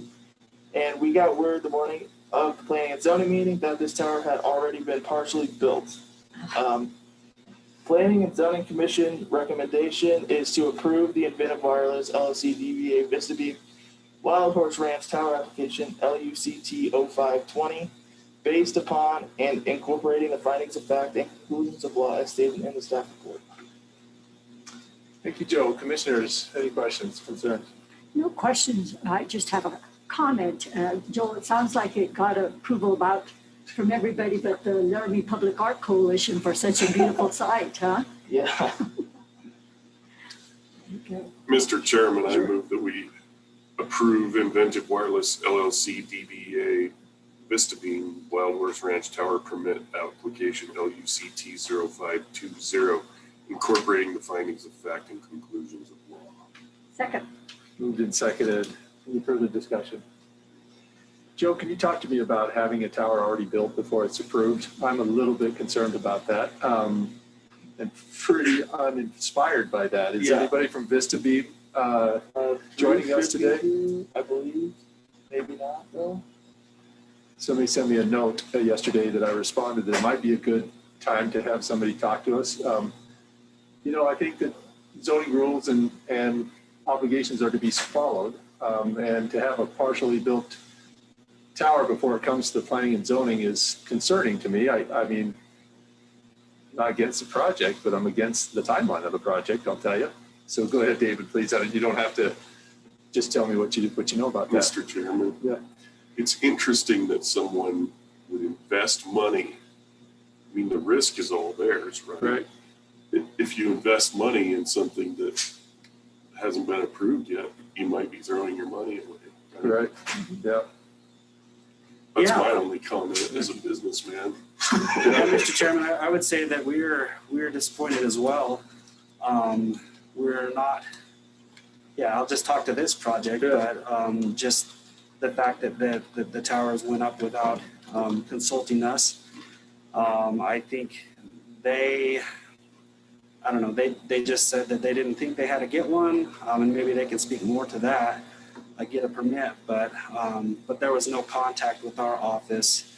So unfortunately, the options are to approve this permit going forward, or we can stop it and go through there's other options to come into compliance. And honestly, this is kind of the easiest option to come into compliance. And like Joe mentioned, we weren't notified until the day of the Planning and Zoning Commission meeting that this had occurred. So yeah, I mean, it's up to you guys what you do. I mean, they're technically not in compliance because they went forward without a permit at this point. So. Yeah, the rascal in me wants to make it hard, but then I think just one discussion about this, you get one mulligan in golf. And so if this happens again with VistaBeam, I will be more rascally in deed rather than just word. And so is anybody from VistaBeam out there? Okay, I've said my piece. Any further discussion about this? Hearing and seeing that, all those in favor signify by saying aye. Aye. Aye. Aye. All those opposed, same sign. Motion carries. Thank you guys for the background. Item 20, present for consideration the Johnson zoning change application LUC-01-21. Joe again. All right, these next two applications are virtually identical. So if you want me to read them both, I can. If not, you can combine them. Commissioners, would you like them both read? No. We'll vote separately, but you don't need to read them both. Right. Okay. So the applicant is Maureen Johnson, located at 17 Dog Iron Lane, which is approximately in the southeast quarter of Section 30, Township 17 North, Range 74 West. The request is to change zoning from agricultural to rural residential. Current zoning is ag. Current use is residential. One dwelling unit currently exists. Access, the property can be accessed off of Dog Iron Lane or Two Rivers Road. And the applicant is requesting a zoning change from agricultural to rural residential. There were 2 reviews and nobody had any concerns. The applicant has provided the required site plans and or survey.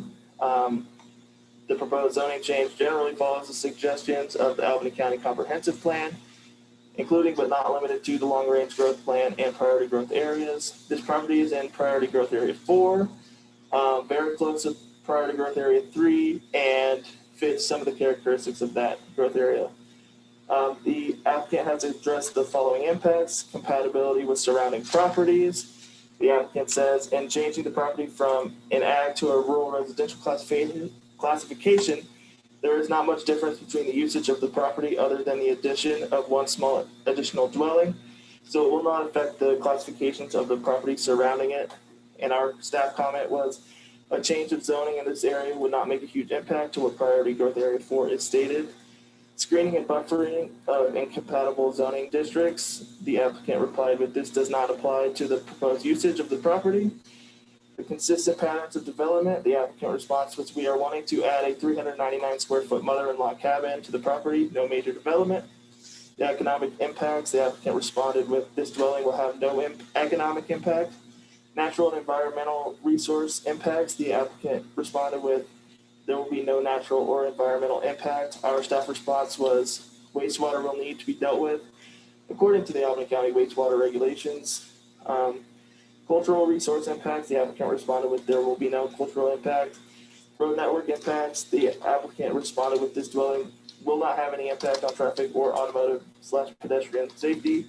Impacts on public services, utilities, and public facilities. The applicant responded with no public facilities impact. Power will be obtained through a carbon power line. Water will be from a well. A septic tank will be installed. Findings of fact. The findings necessary for approval as listed in this report are incorporated herein as findings of fact. Property is currently zoned agricultural. The applicant wants to add a second dwelling unit on the property, which will require approval of a conditional use application, approval of a zoning certificate application, and small wastewater treatment facility application. The applicant has provided a complete application and has addressed the potential impacts this use may cause. Conclusions of law. The applicant is proceeding in accordance with the requirements of the Albany County zoning resolution. Staff analysis. This property is in priority growth area 4 and has many similarities to priority growth area 3. Impacts to the surrounding area will be minimal. The applicant has provided information that ensures that the impacts and nuisances will be minimum. The applicant will need to follow the Albany County wastewater regulations for a septic system. Planning and Zoning Commission recommendation, approve the Johnson Land Use Change application, LUC 0121, based upon and incorporating the findings of fact and conclusions of law as stated in the staff report. Commissioners, any questions? I'd entertain a motion for item 20 then. Mr. Chairman, I move that we approve the Johnson zoning change application LUC 0121, incorporating the findings of fact and conclusions of law. Second. Moved and seconded. Any further discussion? Hearing and seeing none, all those in favor signify by saying aye. Aye. Aye. Aye. All those opposed, same sign. Motion carries. Item 21, we'll just go off with what Joe did for us. Present for consideration the Johnson conditional use application CU-01-21. Joe, you don't need to read any more if you didn't, unless you have anything else to add. Nope. All right, commissioners. I'd entertain a motion to item 21. I move that we approve item 21 as presented, incorporating the findings of fact and conclusions of law. Second. Moved and seconded. Any further discussion? Hearing and seeing none, all those in favor signify by saying aye.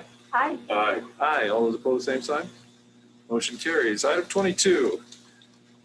Present for consideration whether the rail tie wind project application WECS-01-21 is complete and schedule a public hearing for this application and authorize staff to notify the applicant.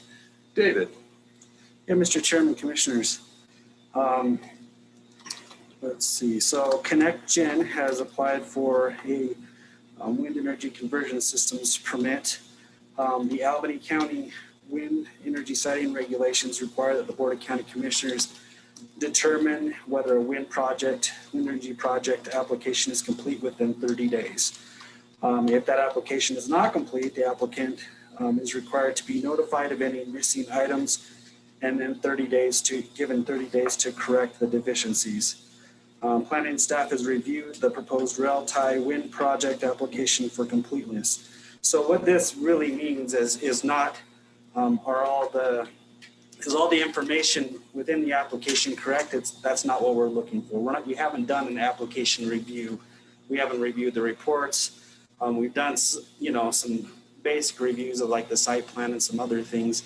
So we're not really looking to see if all that information is the way that we want it and need it to be. What we've looked for is the documentation that they're required to provide provided. Have they provided the application? Have they provided the site plan? Have they provided letters of consent? Have they provided the reports that are required? So that's what we're looking at this point. I know that we've had some public comments on this. Specifically, some comments about the site plan. One of the things that was brought up is that yes, there was some missing things on the site plan, which we have. We've contacted ConnectGen and they've corrected those deficiencies. But just to give you a little bit of background from our regulations, what it says about the site plan and what is required, just for our information here and maybe to provide a little bit of enhancement of what these say. So it says this is in our regulations under siting approval. It It says that a site plan for the installation of a WEX project showing the planned location of each WEX tower, anchor bases, primary structures, property lines, setbacks, lines, public access, substations, and all these other things that they're required to have on here. But just to point out that they're required to show the planned locations of each WEX tower. So every tower, the planned location has to be shown. They show the setbacks, they show that all of those are there. So there's nothing, as you know with planning is not definitive. It's not exactly where things are. The regulations are specific to show that. Later on in the regulations, it talks about WEX project mapping. It says, the owners or operators shall provide the county planning office with a detailed map of the site plan within 90 days of when operations begin. The map will include the geographic coordinates of each WEX structure, all roads within the WEX project area and public roads and turnouts connecting to the roads of the WEX project. This map shall be updated every 5 years or after the completion of any significant additional structures, whichever occurs first. So this is when we get our specific map. This is when we get where every project's going to be. This is when we get, they'll give us the geographic coordinates so we can plot it on the map and show exactly where each tower is. And it also says in this that, as things get built, maybe these things aren't going to be exact either. And so they have to give us an updated map. So that's when all this comes, just to clarify that a little bit. The other thing I'd just like to clarify is the notice issue that was brought up. At this point, we have not accepted this application as complete. So really, that's what we're determining today. If we determine it's complete, we are going to give notice to the public for between 45 and 60 days, basically. We'll schedule a public hearing, we'll publish the notice, we'll accept public comment, and we'll provide all of that public interaction so that we can get all of the information we need from the public on this decision. So if you look at the statutes say the exact same thing as our regulations. We've got 30 days to make a determination and then 30 days to give them if we find some deficiencies. So at this point, we're not required to do any of that. The meeting has been noticed, as we properly notice all of our public meetings. And this is a public meeting, which allows folks to speak and give us public comments. So just to clarify that a little bit. So based on this, that the application did include a project summary, which is required, names and contact information for applicant owners and property owners, which is required. They provided a site plan. They provided the studies, report certifications that are required. They've provided letters of consent to construct, which is required, and all the other information is provided required by the Albany County zoning resolution. Now, whether all of this is sufficient and we've looked over it and reviewed it, that's what we're going to do after we say that this application is complete. We'll do our thorough review of all of this information and then communicate with ConnectGen to make sure that we have all that information and all of our questions are asked. And we have that period before the hearing, and then we have 45 days after the hearing if we need more information. So that's kind of how the process will work. I feel like this is a complete application. They provided all the documentation that's required, but that's up to you to decide. So, thank you, David. And Amanda, would you have anything to present with regard to the WECS-01-21, the rail tie wind project? I didn't have you comment during the public comment except the first time. So here's your opportunity. Go on ahead. Sure. Thank you for calling on me. Thank you to Planner Gertz for providing that good summary. I don't have anything additional to add there. My hand had been raised earlier to respond to public comment. Someone had raised concerns about vibration from construction activities, which is, absolutely a valid concern. So I wanted to point out that the acoustic assessment, AKA the noise study, that was included in our application does in fact look at vibrations from construction as part of the analysis, and found that given the significant setbacks between the neighboring properties and the turbines, that there will not be any vibration impacts on the neighboring properties. And then I also wanted to respond to the comment that the turbines we're planning to use have never been installed on land before and are offshore wind turbines. Unfortunately, this is a rumor that I've heard over and over. It is not true. The turbines that we are planning to use have been installed on land, both in the US and elsewhere, and are, well-tested, safe technology. So yep, I was just, hoping to respond to that public comment, and I don't have anything additional to add, but I'm happy to answer any questions you may have. Thank you, Amanda. Commissioners, any questions for Mr. Gertz or Ms. McDonald? Mr. Chairman. Sure.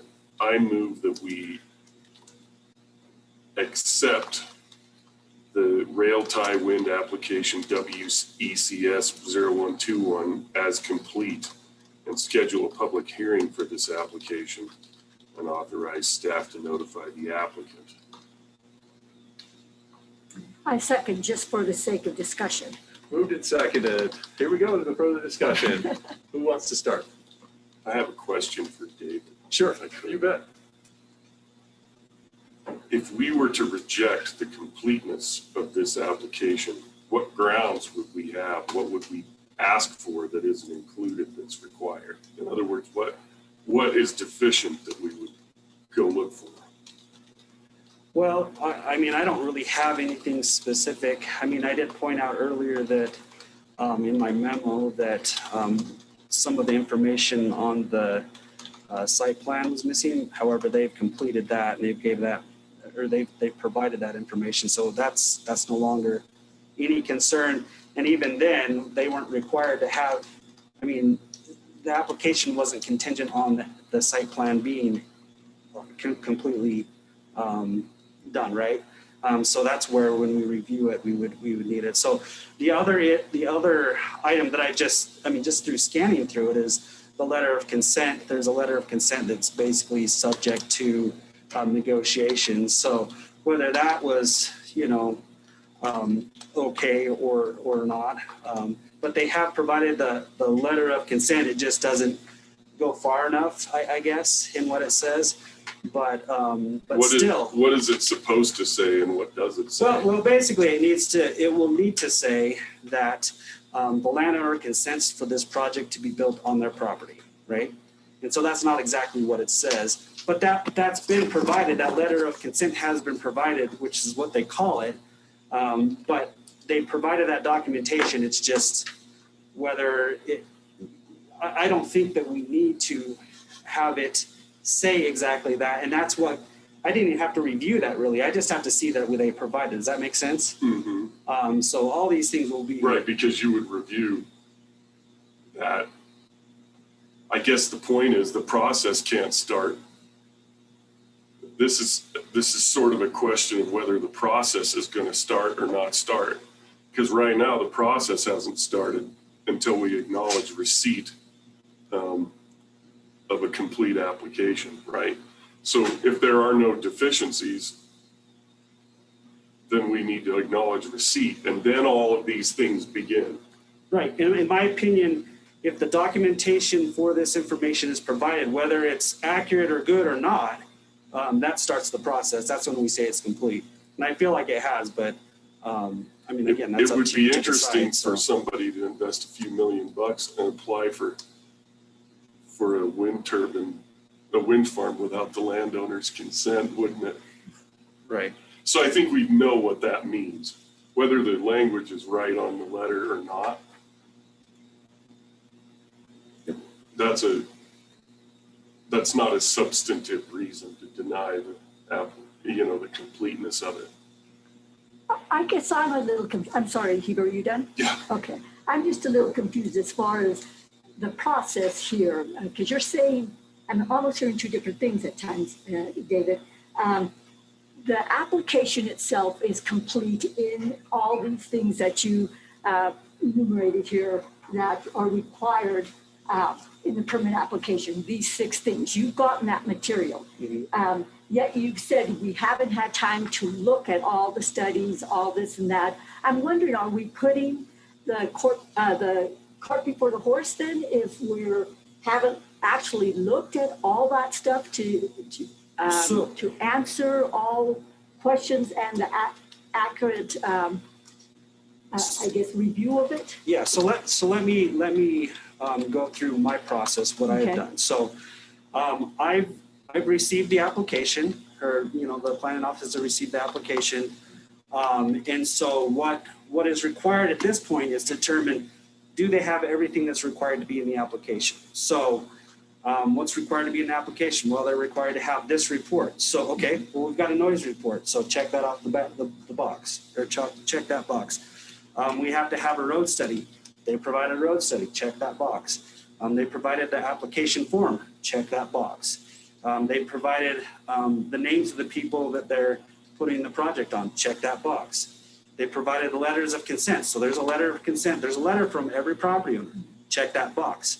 So that's all I've done. I have not went through and looked at the noise study to say, we received some public comment on the noise studies, like, well, I need to look at that and make sure all this is in there and it's doing what's supposed to do. I haven't done that yet because that's not required at this point, because it's not been deemed complete. The site plan they provided, and that's pretty easy to look at, so that's why I could point out a few things that weren't on there. So there's the check the box to see if we received each of the documents, and then now let's review the documents and see what's in them and make sure that all of the standards are being met that are in the regulations. So, and that comes with the permitting itself. Right, after you've looked at all those. Right, after it's complete, and honestly, the way it's set up, 30 days is not even enough to look over that whole application. I mean, there's a ton of information in there.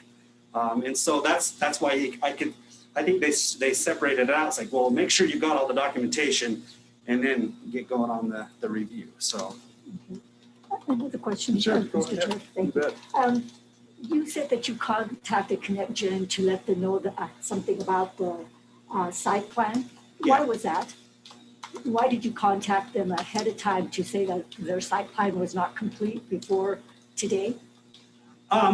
Yeah, as I was looking through it, I mean, those things kind of caught my eye. So I just sent out, and there's going to be other things. I haven't sent out an official review, but just curious, I think. Okay, so. Well, I didn't know if there was a way of having that application then be complete by letting them know they needed a site plan for today that, or at least by today, that would better fit the application completeness.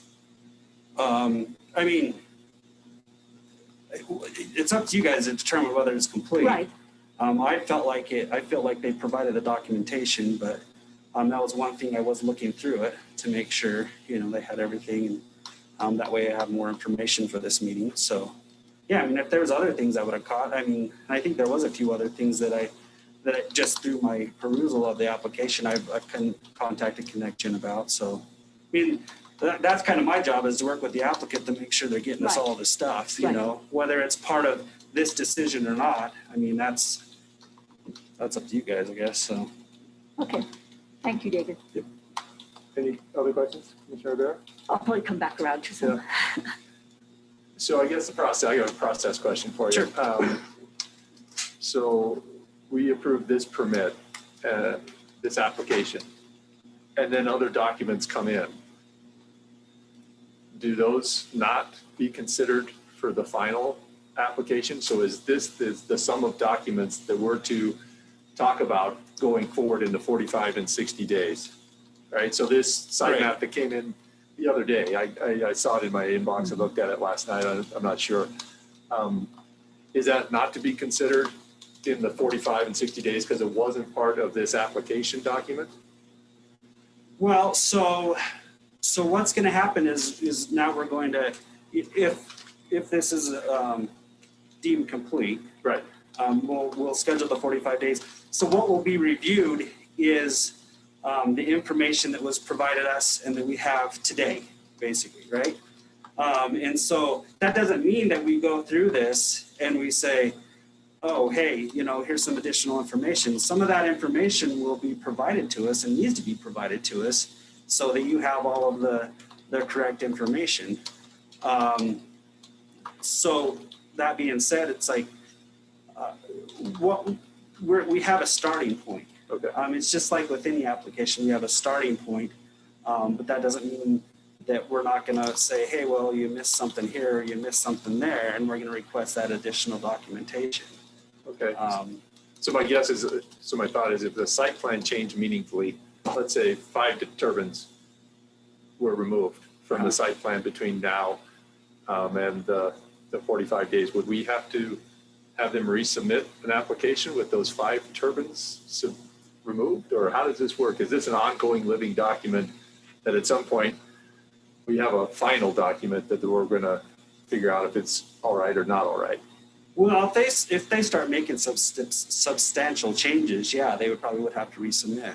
Okay. Now, how we define that? I guess I would talk with the county attorney on that just to make sure that we're doing what's right. But yeah, if they start removing turbines and adding turbines, and especially adding turbines, if they added turbines, then they haven't paid the correct fees at this point. So they would be back in front of industrial siting and all that stuff. Right. Yeah. You can probably remove them, but you can't add. Yeah. At this point, it's pretty set what they've turned in. Yeah. So. And then my final question is, industrial siding wants us to finish our process before they finish theirs. That's been my understanding. Is that your understanding of how this works? Yeah, I think they like counties to have their process done, or at least, probably complete before they make a decision, so they know what we've done. So. Okay.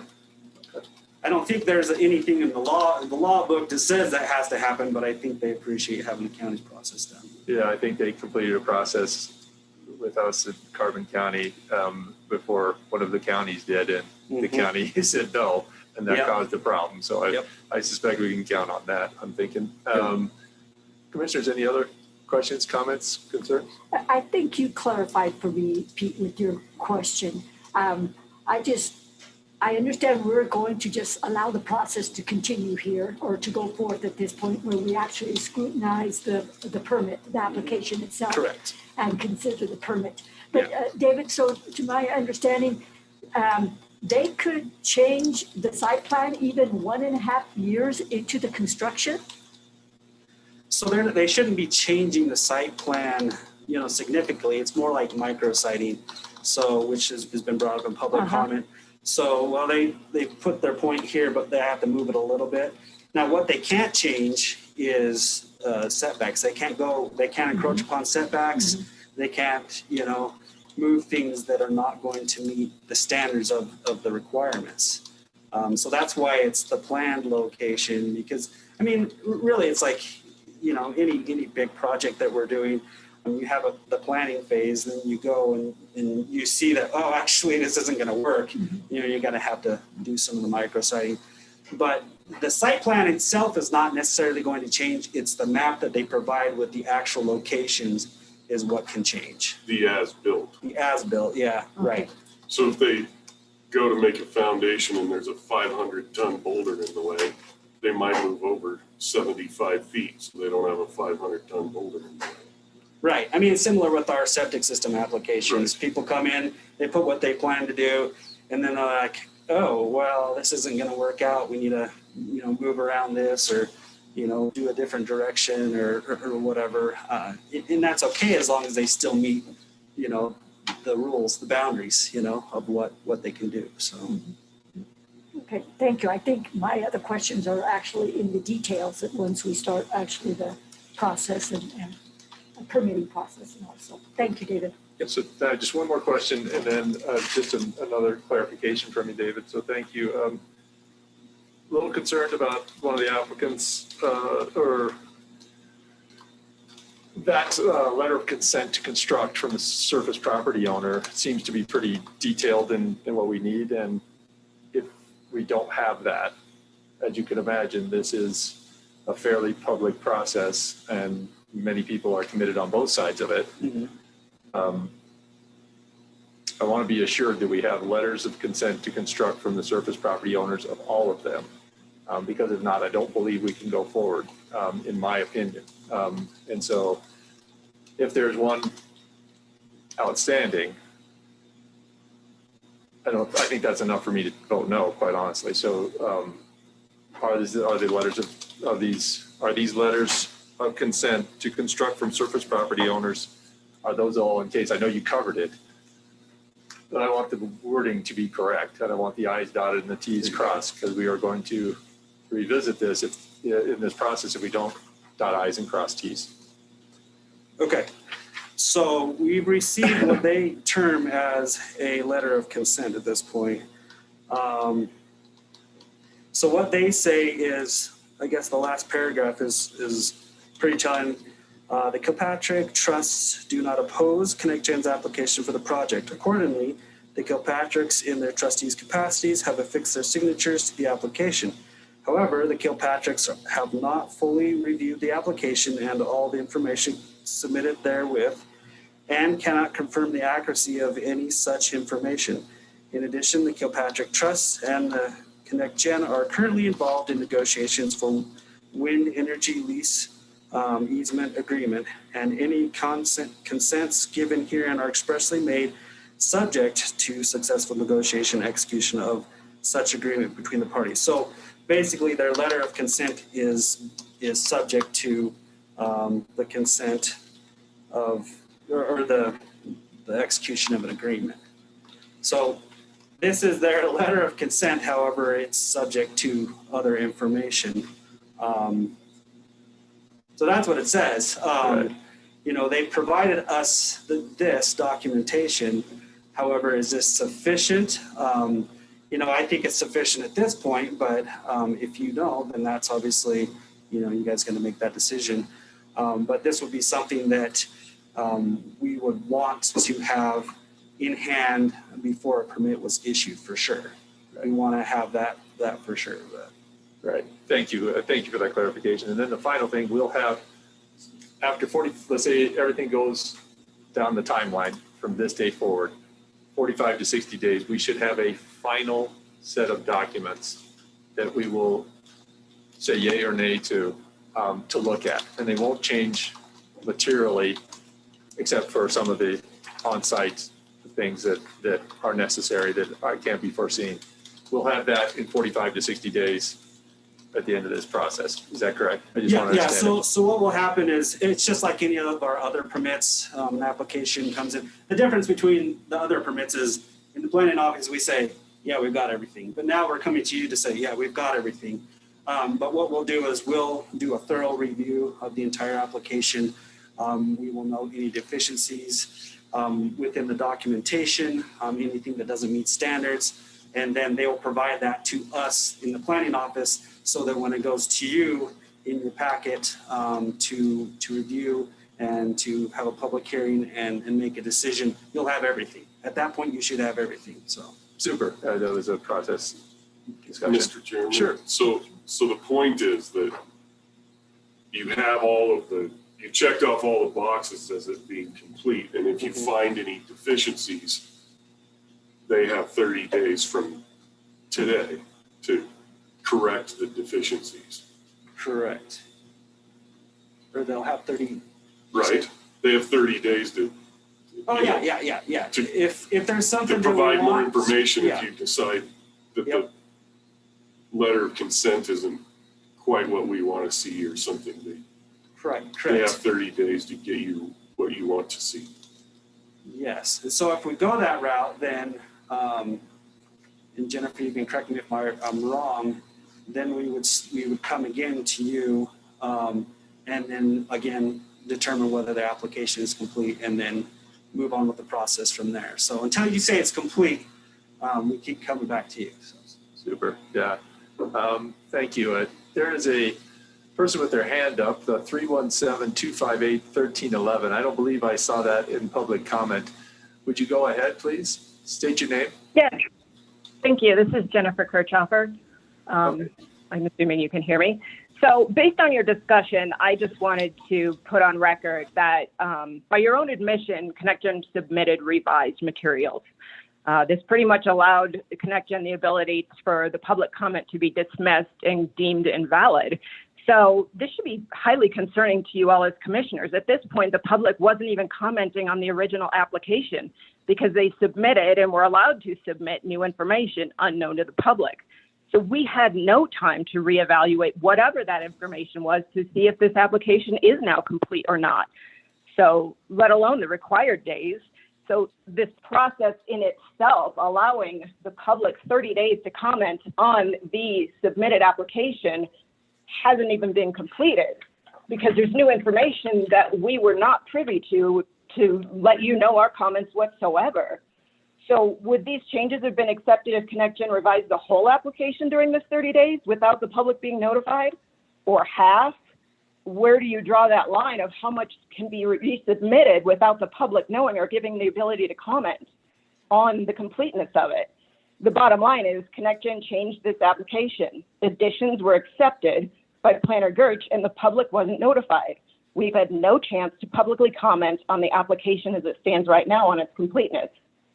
So I just wanted to at least make that known that those changes should have been weighted and accepted at this point, or at least notified them so that there was another 30 days. And that is the actual process, not accepting them without any public notice during the process, which literally invalidated all of our chances to comment whatsoever. Thank you. Thank you, Jennifer. And Amanda, you have your hand up. Mr. Chairman, I wonder if I could speak. Sure. The process is that the 30 days starts based on our vote today. Right. So the public, whether information comes in all at once or trickles in, today is the hard start date for the 30 days. It didn't start 30 days ago. So from the legal and process perspective, Ms. Kirchhofer isn't correct. Amanda, go ahead. Thank you. I just wanted to provide some more information about the site plan, hopefully to address some concerns from the public and the commissioners. The revised site plan that we provided to the planning office on March 25th did not change any of the project facility locations. You know, all of the turbines, all the roads, everything is exactly the same. The layout is completely unchanged. The only change between the original site plan and the revised site plan was additional information. For example, our original site plan did not show the property boundaries of adjacent property owners. So we added that into the revised site plan. So just wanted to make clear that we didn't change the layout between the original submittal and the revised site plan. It was just the addition of additional detail and material to that site plan. Mr. Chair. Mr. Chair. Yeah, go ahead. And Jennifer, you may need to help me out here, but by David's old memorandum, which goes a little contra what you just said, is upon receiving the application, we have 30 days, the county has 30 days to determine if the application was complete. That's what we're doing today. Yes. Okay, then if it's not complete, if we decide it's not complete, it goes back to ConnectGen for 30 days to get it up to speed, to get it complete. If we determine today that it is complete, then we have no sooner than 45 days and no later than 60 days to have a public hearing on this. And I do want to make it clear, especially for Mr. Mitch, sorry, what's his? Edward, sorry. That today was just public comment. It wasn't a public hearing. And we got this letter saying that these people they represent didn't get notice of letters about the public hearing. This was not a public hearing today. It was simply during our meeting, as we always start with public comment. That's what this was today. So they're ConnectGen, not defending them, but they they were not in error as far as notifying these people about a public hearing. But you're saying that, I just want to make it clear that today was the end of the first 30 days to decide if the application was complete. Not going forward, do we decide if it was complete? Yeah. So, Mr. Chair, Commissioner Ibarra, we had up to 30 days to determine whether it's complete. Mm-hmm. We could have brought this to your meeting a couple of weeks ago, Correct. and it was only a few days, Right. and said this is complete or it's not complete. But we have up to 30 days. And just to identify, and you've identified this pretty well, Commissioner Ibarra, is that there's a dichotomy with this application. The first part, the first section here, the first half, is for us to determine, as the county, did they give us what they're supposed to? And then after that, we then get the public involved. Now it's the public process. So we have not entered the public process yet. However, it's a public meeting, so we obviously take public comment. So it wasn't really the public's job to determine whether it's complete or not. But we then, once we determine that, then the public gets the opportunity to review that and make their comments, and then we listen and figure out what we're going to do. So Right, and review everything that we're reviewing as well. Absolutely. As we get new material, will it be available to the public? absolutely, I can put everything we get online. So yep. I haven't put updated site plans on there yet, but I'll get those on there as soon as I can. So. Yeah, Phil, I see you have your hand up. Go ahead, please. Thank you. Can you hear me? Yep, we have you. Thank you. Well, I think Commissioner Ibarra spoke to what I just wanted to say. And I just want to say this, is that we think that on behalf of the applicants and the public, that the notification requirement is much greater than simply saying you're going to get public landowner notification before the final hearing. These industrial siding application, or essentially this industrial permit application, is so significant, and we think your rules are much broader, that people are entitled to have notification of all the meetings as well as the public meetings. Why? Because everyone knows that the commencement of even the first application begins to set property rights. The applicant says, hey, look, you accepted my application. We have certain rights to move forward. And the public has every right to participate in that hearing of the Board of County Commissioners, just as they would in any others. And you deprive the public and the landowners of that right when the landowners don't get the notifications that they're entitled to do, because the landowners, as you know, have other matters before the commissioner. They may have other things that they want. If there was a competing application and they said, look, we think we have priority before you. So these meetings are important. We're talking about property rights of everyone, and the rules require notification of all the meetings as well as the public hearing.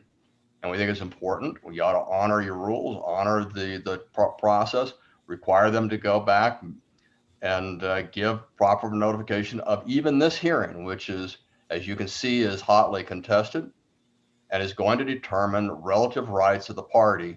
And these landowners whose lives, homes, and property are going to be affected are going to be permanently affected. Thank you. I'll leave it at that. Thanks, Phil. And Commissioner Richardson has a question for you.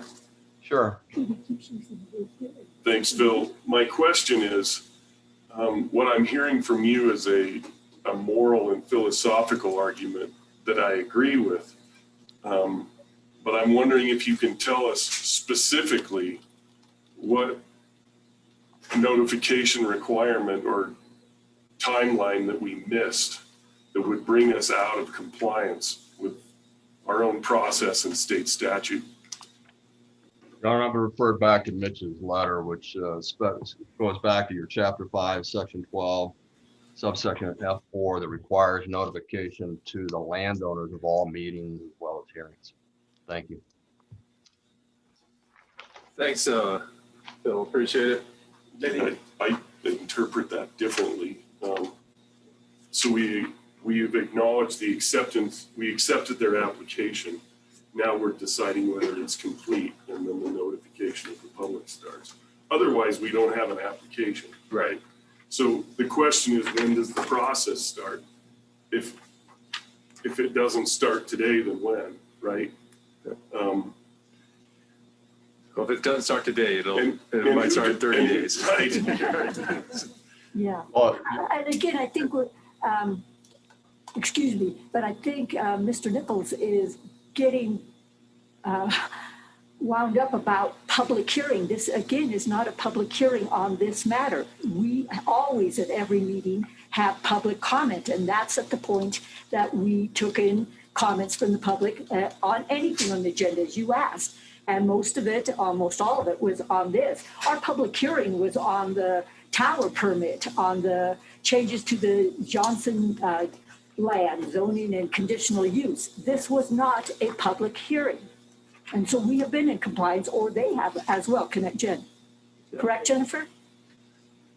Thank you, Jennifer. I do agree, and I read the regulations differently than Mr. Nicholas and Mr. Edwards do.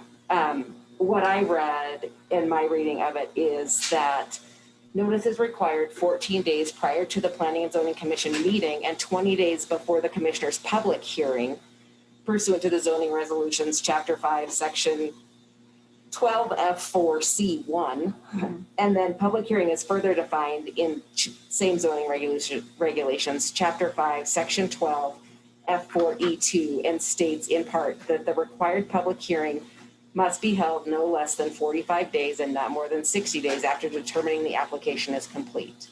So while I agree that potentially additional notice provisions are something that we could consider when we're looking at resolution changes, I believe that Connect Gen has met the notice requirements so far, in that there is not a notice requirement to the existing landowners from Connect Gen at this point. Okay. Well, any further discussion from the commission? You know, I didn't specify. We probably have to look, because my motion includes scheduling a public hearing, and we didn't say when it would be. So maybe we should do that. Okay. Will the second agree with this? Well, I guess I'll have you make the amendment, and we'll see if the second agrees. Yeah, I just made the motion without adding the without specifying a date, right? And so I think we probably would have to go second meeting in May, or it's June 1st we'll meet. Or the first in June. Yep. June 1st. Okay. So I would like to restate my motion if I could, and that is move to consider the rail tie wind application WECS 0121 complete and schedule a public hearing for this application on June 1st, 2021, and authorize staff to notify the applicant. Second agrees. Okay. Moved and seconded. Any further discussion on the amendment? And I guess we'll do the amendment first, and then we'll do the motion with the amendment. So any further discussion on the amendment? Hearing and seeing none, all those in favor signify by saying aye. Aye. Aye. All those opposed, same sign. Motion carries. Now we'll move to the motion. Motion is present for consideration. The rail tie wind project application WECS 0121 is complete, and schedule a public hearing for this application on June 1st, 2021, and authorize staff to notify the applicant. Any further discussion on that from the commission? Hearing and seeing none, all those in favor signify by saying aye. Aye. Aye. All those opposed? Aye. Motion carries. Item 23, present for consideration a request from the City of Laramie for support in the amount of $2,500 to update and replace existing wayfinding signage for the Laramie Plains Museum and historic downtown Laramie. David. And Mr. Chairman, Commissioners, so the City of Laramie has requested the county's help in an effort to update their wayfinding signage for the Laramie Plains Museum and the historic downtown. This project includes updating and replacing existing wayfinding signs. The total cost of the project is $5,000. So the City of Laramie would like the Board of County Commissioners to consider the following. First, support for the changes, the proposed changes to the signs. And then second, partnering with them to contribute $2,500 to this project. And the top fees are maybe on. Yep, there he is. I see him on the screen. So he may want to say a few more things about this. I'm just bringing this in behalf of the city, or well, not on behalf of the city, but behalf of the request for of the city. So. All right. Thank you, David. And Mr. Feeser, good morning. Almost afternoon. How are you doing this midday? Good morning. Thank you, Chairman Gosar. Commissioner Richardson. We can't really hear you, Todd. Could you get closer to the mic?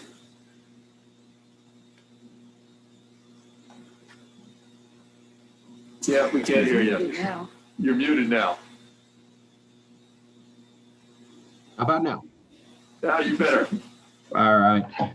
Good afternoon. It's good to be here. Good morning, I guess. David Gertz had already gave us a good introduction, but this is born out of our wayfinding plan that we've been working on. And anything, if we found out anything through our wayfinding plan, is that consistency is the key. And currently, if you look at the changes that we're proposing, is to change the historic Ivinson Mansion to Laramie Plains Museum, which it's currently called, and to change the National Historic District, which in my mind doesn't really say anything, to historic downtown, which is more appropriately to get people off the interstate and to visit our historic downtown is what we're trying to do. We're trying to follow YDOT policy, and this will also join nicely with the city's wayfinding plan that we're trying to implement at this time. Commissioner Gosar, Commissioner Ibarra, and Commissioner Richardson, I'm happy to answer any questions. Thank you for your time. Thank you, Todd. Any questions from the commission? The only question I would have is where the funds would come from. And it's probably the same answer. Chairman, you have actually two funding sources. You have CISP, capital improvement special projects, and under the commissioner's budget, or you also have 1% funding under the 1% budget for your consideration. Mr. Chairman, I move that we approve item 23 as presented and pay it from fifth penny 1% general purpose money. Second. Moved and seconded. Any further discussion? Hearing and seeing none, all those in favor signify by saying aye. Aye. Aye. Aye. All those opposed, same sign. Motion carries. Thank you, Todd. I appreciate it. Thank you. Take care. Blake, if you'll hang on tight, it looks like Tracy will recall item number 9 or 10. I can't remember. 9. Thank you, Tracy. Appreciate it. Thank you so much, commissioners, for the latitude to get some answers. So after speaking with the various board members, not Sharon directly, but she was in the room with the person with Tim Sullivan, who I was texting, and they also discussed it with the state CSBG group, and they feel that the best use of the money would go directly to the agencies and not have CSBG board be the middleman. Okay. So I guess effectively that leaves you one decision. Right. So I'll leave it at that. So I guess my question to you and maybe to the commissioners is, we would have to put it out as a county and say 4 different entities bid for the 255,000 plus change. I would think so at that dollar amount. That would probably be the prudent thing to do that follows our policy of, is it 25,000? Yeah, and doing that without a grant department seems to be a bit of a chuckle, something that I'm not sure I know how to do. I would offer my services, I mean, as county treasurer, to help facilitate this as well. Oh, thank you. I can help write the RFP portion of it as well. I can work with Tracy and Jackie and whomever to get it worked out, and then we could run it by Karen, that is the grants writer, once we get it drafted and put together. Okay. Mr. Chair, or would we be putting it out for as many as we want, but not as many as anyone can apply, but would we cap it at like 3 different agencies dealing with the actual work? Yeah, I don't know the answer to that. I suspect there'd probably be 3 to possibly 4 agencies applying. this is rental assistance Correct, and utilities. correct. And so Uh-huh. those places that I know that do that here are Interfaith, Family Promise, Salvation Army, and maybe My Front Door are the 4 that I know of. Now, there might be somebody else that I don't know of, but that Family would Promise, perhaps? Family Promise, yes. Yeah, so that would be one of the 4. And maybe United Way would want to be involved in that. I don't know. So, United Mr. Way, Chairman, yeah. it seems to me that if one organization, like when you go to Interfaith and you see what they do and what they do it with, who they have and what, we're going to need 4 organizations or we won't be able to get the money out to the people who need it fast enough. It's a question of processing. Those things, they need to happen simultaneously through 4 different organizations or whoever wants to do it, right? Because they have limited manpower and so on. And it could be an overwhelming task for any one of them. Right. But I think what this means is that we have to apply to the state for the money, right, as the county, and then figure out how we're going to distribute it after Right. that. And What the mechanism is. Chairman Gosar, Commissioners, we could always structure the RFP to say that we could award multiple contracts based on how the bids come in. So if one agency comes in and says, we could help with, I don't even know all the specifics, but one portion of the specifics, and the other one says, well, we could do 3, or, we can work to structure it so that if there are multiple bids, or if it's better if we need to break it up into multiple pieces, we can structure the RFP that way as well. So the United Way does a lot of this work. They've had a COVID-19 fund that they've distributed to different places throughout the last year. If we did what we're proposing to do, could we, and United Way wanted to be the focal agency of that, could we just hand it off to the United Way and say, or is that not in keeping with this? We should make that decision right today. I think if you were going to appoint United Way to do it as the community-based organization, I think that's what we're talking about, is going out to RFP to do that because of the amount involved.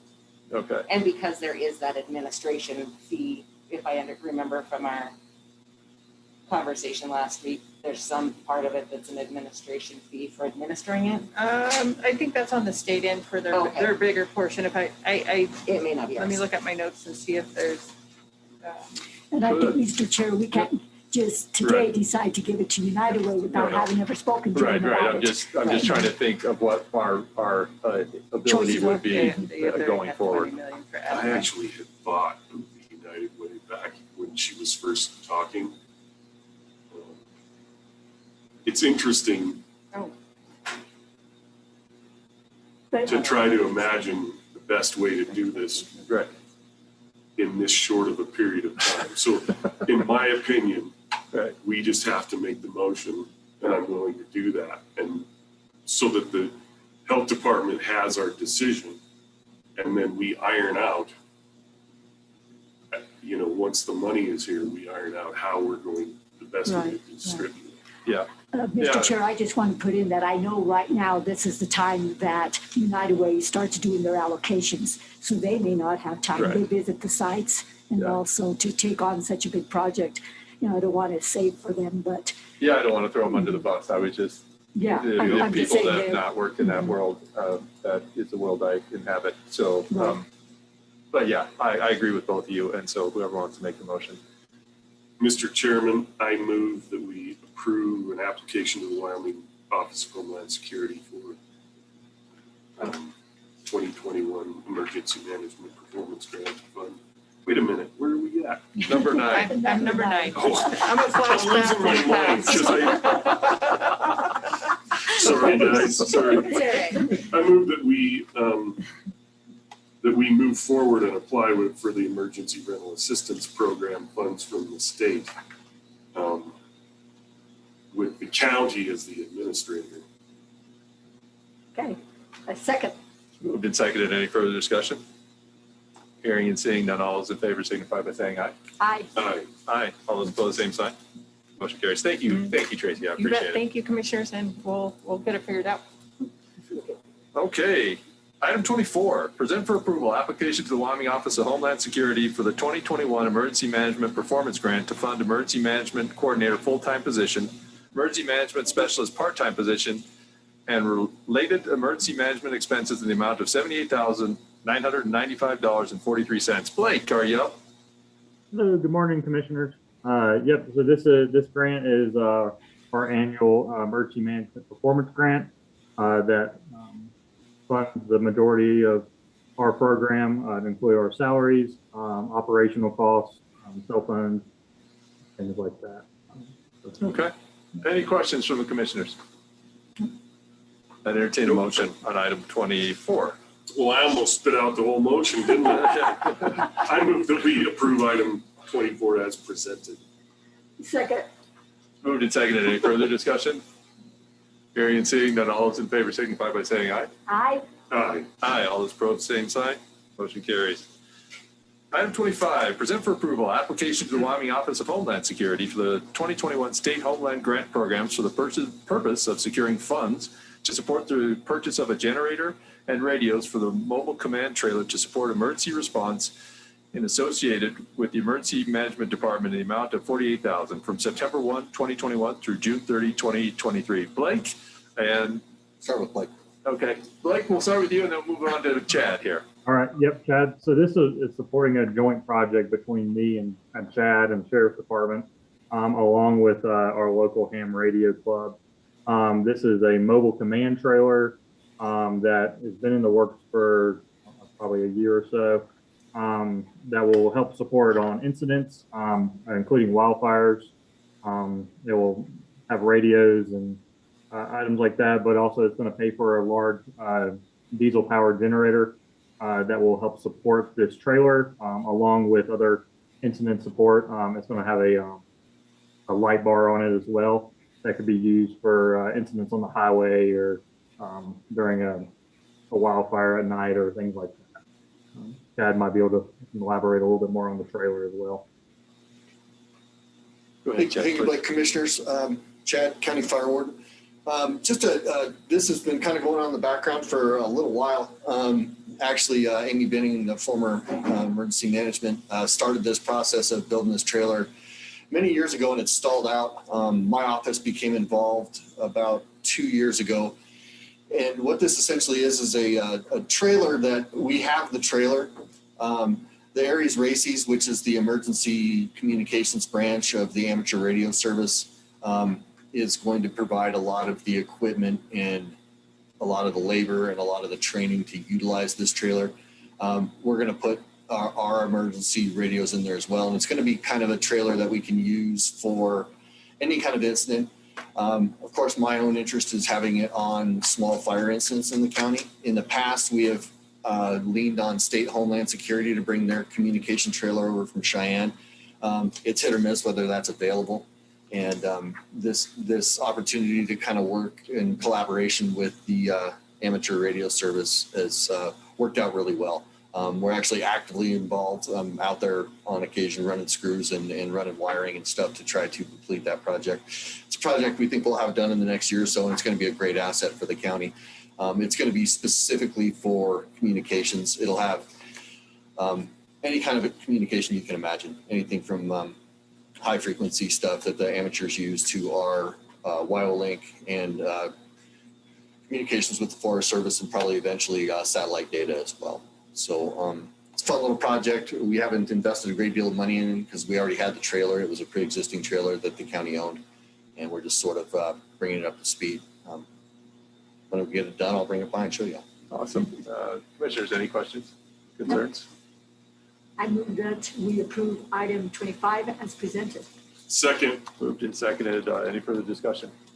Hearing and seeing none, all those in favor signify by saying aye. Aye. Aye. Aye. All those opposed, same sign. Motion carries. 26, present for approval, application to the Wyoming Office of Homeland Security for the 2021 State Homeland Grant Program for the purpose of securing funds to purchase drones for the Albany County Sheriff's Office in the amount of $9,999.94 from September 1, 2021 through June 30th, 2023. Sheriff Applehans, good morning. Good morning, commissioners. Thanks for having me. This is a grant that we applied for through the state Homeland Security for 2 unmanned aircrafts to be used. Each one costs approximately $5,000, so that's why it comes to just under $10,000. The reason why we're looking to apply for these unmanned aircrafts is to use, and a variety of reasons, search and rescue, traffic incident management, emergency management, critical infrastructure, to be used with other county agencies. Primarily, the use is for assessment, planning, mitigation, and response to any type of incident involving those areas. So gives us wide latitude to use them. Like I said, everything is really geared more towards emergency response, critical incident management, planning and mitigating any type of future incidents that might happen as well. So. Thank you, Sheriff Appelhans. Any questions, concerns? I just have a question. So Sheriff, this would be sent out in the emergency, one instance would be sending out an emergency situation to assess what other needs you have out there as far as emergency vehicles or. Right, so one of the focuses, especially since Fire Warden Dingus kind of explained, if you have kind of a small grassland fire that's spreading, if we were to have these unmanned aircrafts as he's getting his communication trailer and his resources out there, we could go ahead and fly that drone and see where that fire is growing to and basically assess in real time what type of response that we would need, whether that's blocking off roads, getting more resources out there, telling other resources that are on their way out there that, you know, maybe it's a smaller incident than originally reported. Lots of different ways that we can use this. Same with search and rescue in terms of getting into some remote places that we may not be able to use one of the variety of our vehicles that we have to get there. We can get an aerial view of that, drop supplies. There's a lot of different uses that we can utilize these drones for. Cool. Flooding is another one. Like I said, every emergency management situation, that's really one of the main focuses of applying for this grant, is to use it for any type of emergency response for natural disasters, and then any critical infrastructure that's going to be hampered or damaged by any of those critical incidents or natural disasters that we have. Commissioner Richardson, anything?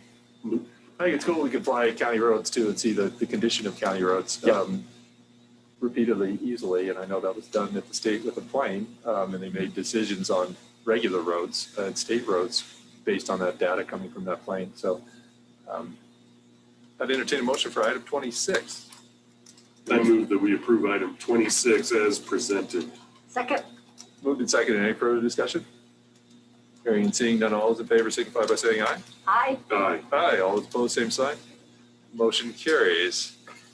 Present for approval modification of grant or agreement 20-LE-11020600-12 between the Albany County Sheriff's Office and the USDA Forest Service. Sheriff Appelhans again. Thank you.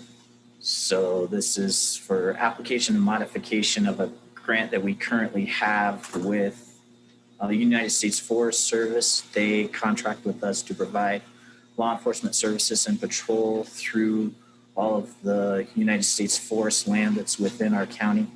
They don't have enough personnel to cover the vast amount of land that they have. So this one's a little bit of an adjustment because we weren't able to expend all the funds that we used last year. So grant is usually in the amount of about $19,000. This year's grant will be about $15,000 because we have about $4,000 worth of carryover from last year's grant.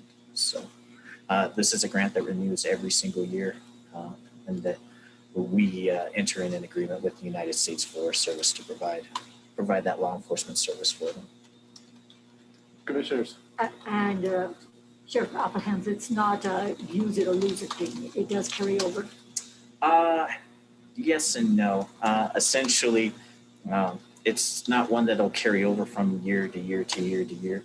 If there's funds that aren't used from one year to another, you can carry it over for that one period. Commissioner Richardson, any questions? I'd entertain a motion, Commissioners. I moved that we approve item 27 as presented. Second. Moved and seconded. Any further discussion? Hearing and seeing none, all those in favor signify by saying aye. Aye. Aye. Aye. All those opposed, same sign. Motion carries. Thank you, Sheriff Applebaum. Appreciate it. 28, present for approval grant application to the Laramie Department of Family Services for the TAMF CPI grant starting October 1st, 2021 through September 30, 2022. Kayla, please. Good morning. Mr. Chairman and Commissioners, I'm filling in for Bailey as she is gone, so hopefully I will get it all correct for her. Karen Wainscott compiled all the information for the TANF CPI grant and all the applications that came in, and I'll list the applications. So Big Brothers Big Sisters applied for $26,000. Climb Wyoming applied for $36,000. Interfaith applied for $100,000, and Cathedral Home for $15,000. The total request is $177,000. Grant admin fees are within those amounts as well. Basically, is what will happen is this will go to the state. Whatever the state awards us, it'll come back to the commissioners, and then you guys will decide if it's less than what they have applied for. You guys will decide what those agencies will get awarded. So it'll come back. Bailey thought probably in May, and then you guys will then award from there. So this is just the application process, and Karen will submit this to the state after it's approved. Commissioners, any questions? Just a comment or maybe a question. I'm putting you on the spot, Kayla, but I was reading this strategic goals to be met, and it says independence of needy parents on government benefits by promoting job preparation, work, and marriage. What's that about? I mean, for us to get involved in deciding if people should be getting married in order to be parents, I don't know what I think about that. Maybe Jennifer can. Federal requirement, I'm pretty sure. I was gonna say, I would Okay. guess that's statutory or federal language that was carried over forever and ever and offends everybody now who reads it. You know, the quickest way to poverty is single parenthood or divorce. It's true. Oh, I So know. that is the quickest way. So maybe they aren't specifying what type of family. Maybe they're just specifying that they know that the goal is to have two parents. Right, but they don't necessarily have to be married. No. Well, I'm a traditional man. I think I know that you are. marriage is marriage and not marriage is shacking up. All right. Not sure that's the opinion of the majority anymore, but I agree up to the needy families. Why doesn't it have to say temporary assistance for low income people, right? Or families, right? Needy. But that's another day. I entertain a motion for item 28. And Kayla, thank you. I move that we approve item 28 as presented. Thank you. Kayla. Second. It's moved and seconded. Any further discussion? Hearing and seeing none, all those in favor signify by saying aye. Aye. Aye. Aye. All those opposed, same sign. Motion carries. That's one of the worst parts is when the state comes back usually with less money. We have to figure out how to divide up less money between those wonderful aid agencies. So At that time too, I don't know if I said this, at that time, our Commissioner Grossar, excuse me, Pete's fine. the agencies will then come back and they'll make their pitch on Right. what they're requesting Yeah. for. So at that time in May, we'll have the agencies come and speak to you guys about what they're requesting. Yeah. Thank you, Kayla. 29. So my thought is, Commissioners, before we get too far afield, it is lunchtime. We have probably a couple hours left in this meeting would be my guess. Do you want to recess for lunch? I want to do Chad before we leave because he's here already. And then we could stop after item 30. I don't know, is Peggy available? No, Oh, you're going to handle it? Yeah. So we could stop after item 30 and break for lunch, or we could just continue on through. What would you like to do? I'd like to at least have a little bit of break to go to the restroom after item 30. Yeah, I'm fine with whatever you would like to do. Okay. And we'll break. Then if we need a longer break, then okay. Item 29, thank you. Present for approval memorandum of understanding between the Board of Commissioners of the County of Albany, Wyoming, by and through Albany County and Prosecuting Attorney's Office in the City of Laramie, Wyoming for victim witness services for the purpose of establishing the terms and conditions under which the Victim Witness Program of the County Attorney's Office will provide services to victim witnesses of all crimes charged in city municipal court and prosecuted by the city prosecuting attorney pursuant to Wyoming Statute 1-40-201 through Wyoming Statute 1-40-210. And Jennifer Curran, looks like you're here to talk to us today. I am. So this is this year's version of the MOU that we do with the city of Laramie. So like the heading says, that our crime victim witness through the county provides services to the city municipal court for any victim witness services they need. This MOU is for $15,000. There was some discussion, which is what it was last year. There was some discussion about whether that amount's going to have to change given the budget cuts that are coming down from the state. But because we don't know yet what those budget cuts are going to be, we wanted to put this one through. And then later, if it needs to be amended, we'll bring back an amended MOU at that time. But this one is consistent with the terms that were in place last year as well. Commissioners, any questions, concerns? I'd entertain a motion for item 29. I move we approve item 29 as presented. Second. Moved and seconded. Any further discussion? Hearing and seeing none, all those in favor signify by saying aye. Aye.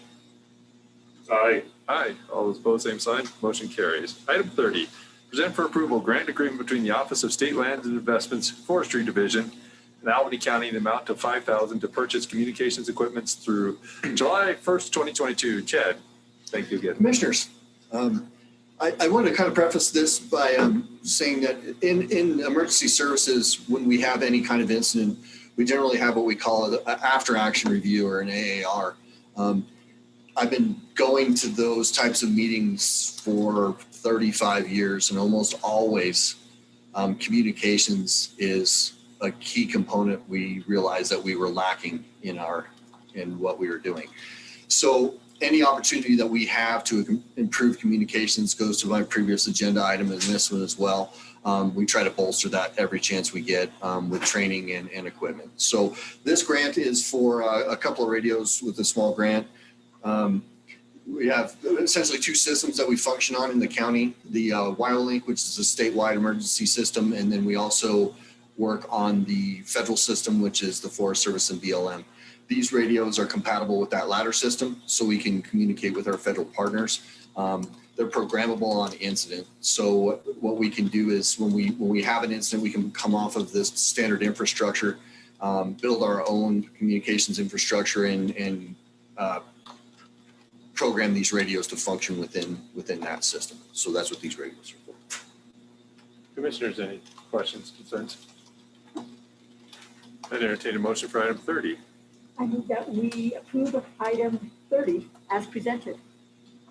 Second. Moved and seconded. Any further discussion? Just, I would like to say that no matter how much communications improves, that's always the bottleneck. I mean, over 35 years, it keeps getting better and better and better. We have all kinds of awesome technology, cell phones, radios. I would think on the Mullen Fire at one time, we had seven repeaters up just for that fire that were separate from the rest of the repeaters in the county. And it just takes a lot of doing to put all that together. Been moved and seconded. Any further discussion? All those in favor signify by saying aye. Aye. Aye. Aye. All those opposed, same sign. Motion carries. All right, let's take a little break. Is the bathroom all you need? That's all I need. Okay, so we'll recess for about 10 minutes here, and then we'll be right back at, let's make it 12:30. You know, I was looking at the agenda.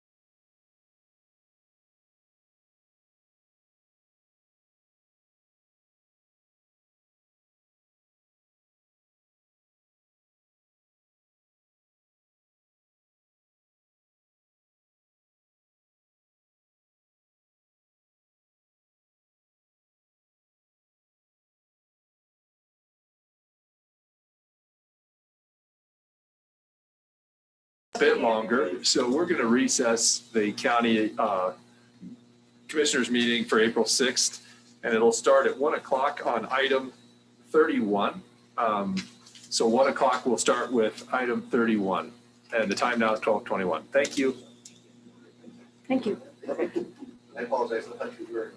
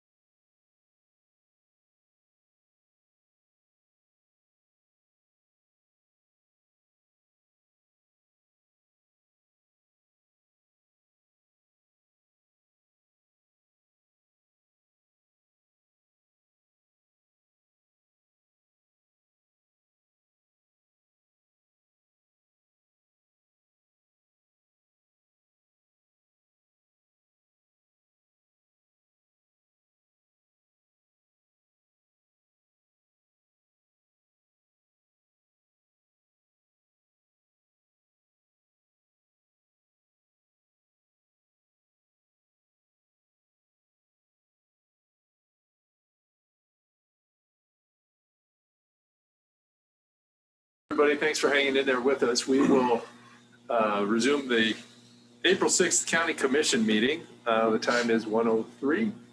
And the item next up is item 31. Take from the table Resolution 2021-006, a resolution to vacate a portion of the Cedar Avenue public right-of-way in its Centennial Plat and quitclaim deed from Albany County, Wyoming grantor to Diane Packett grantee.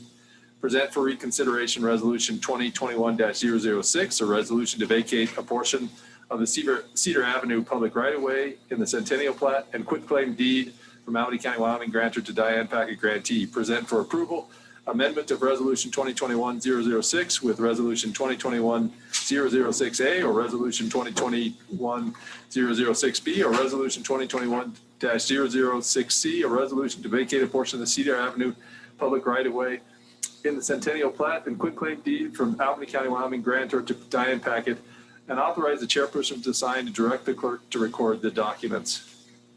Okay, a lot of reading right after lunch. Thank you, That was a Jennifer. lot of reading.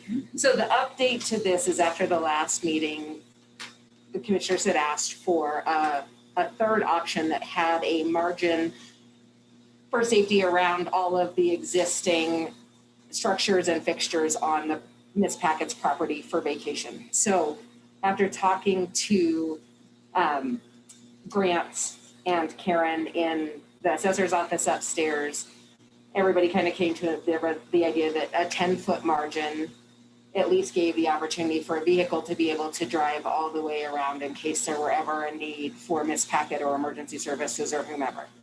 So option C that you have in front of you is that option with the 10-foot buffer around all of the existing fixtures and structures on Ms. Packett's property.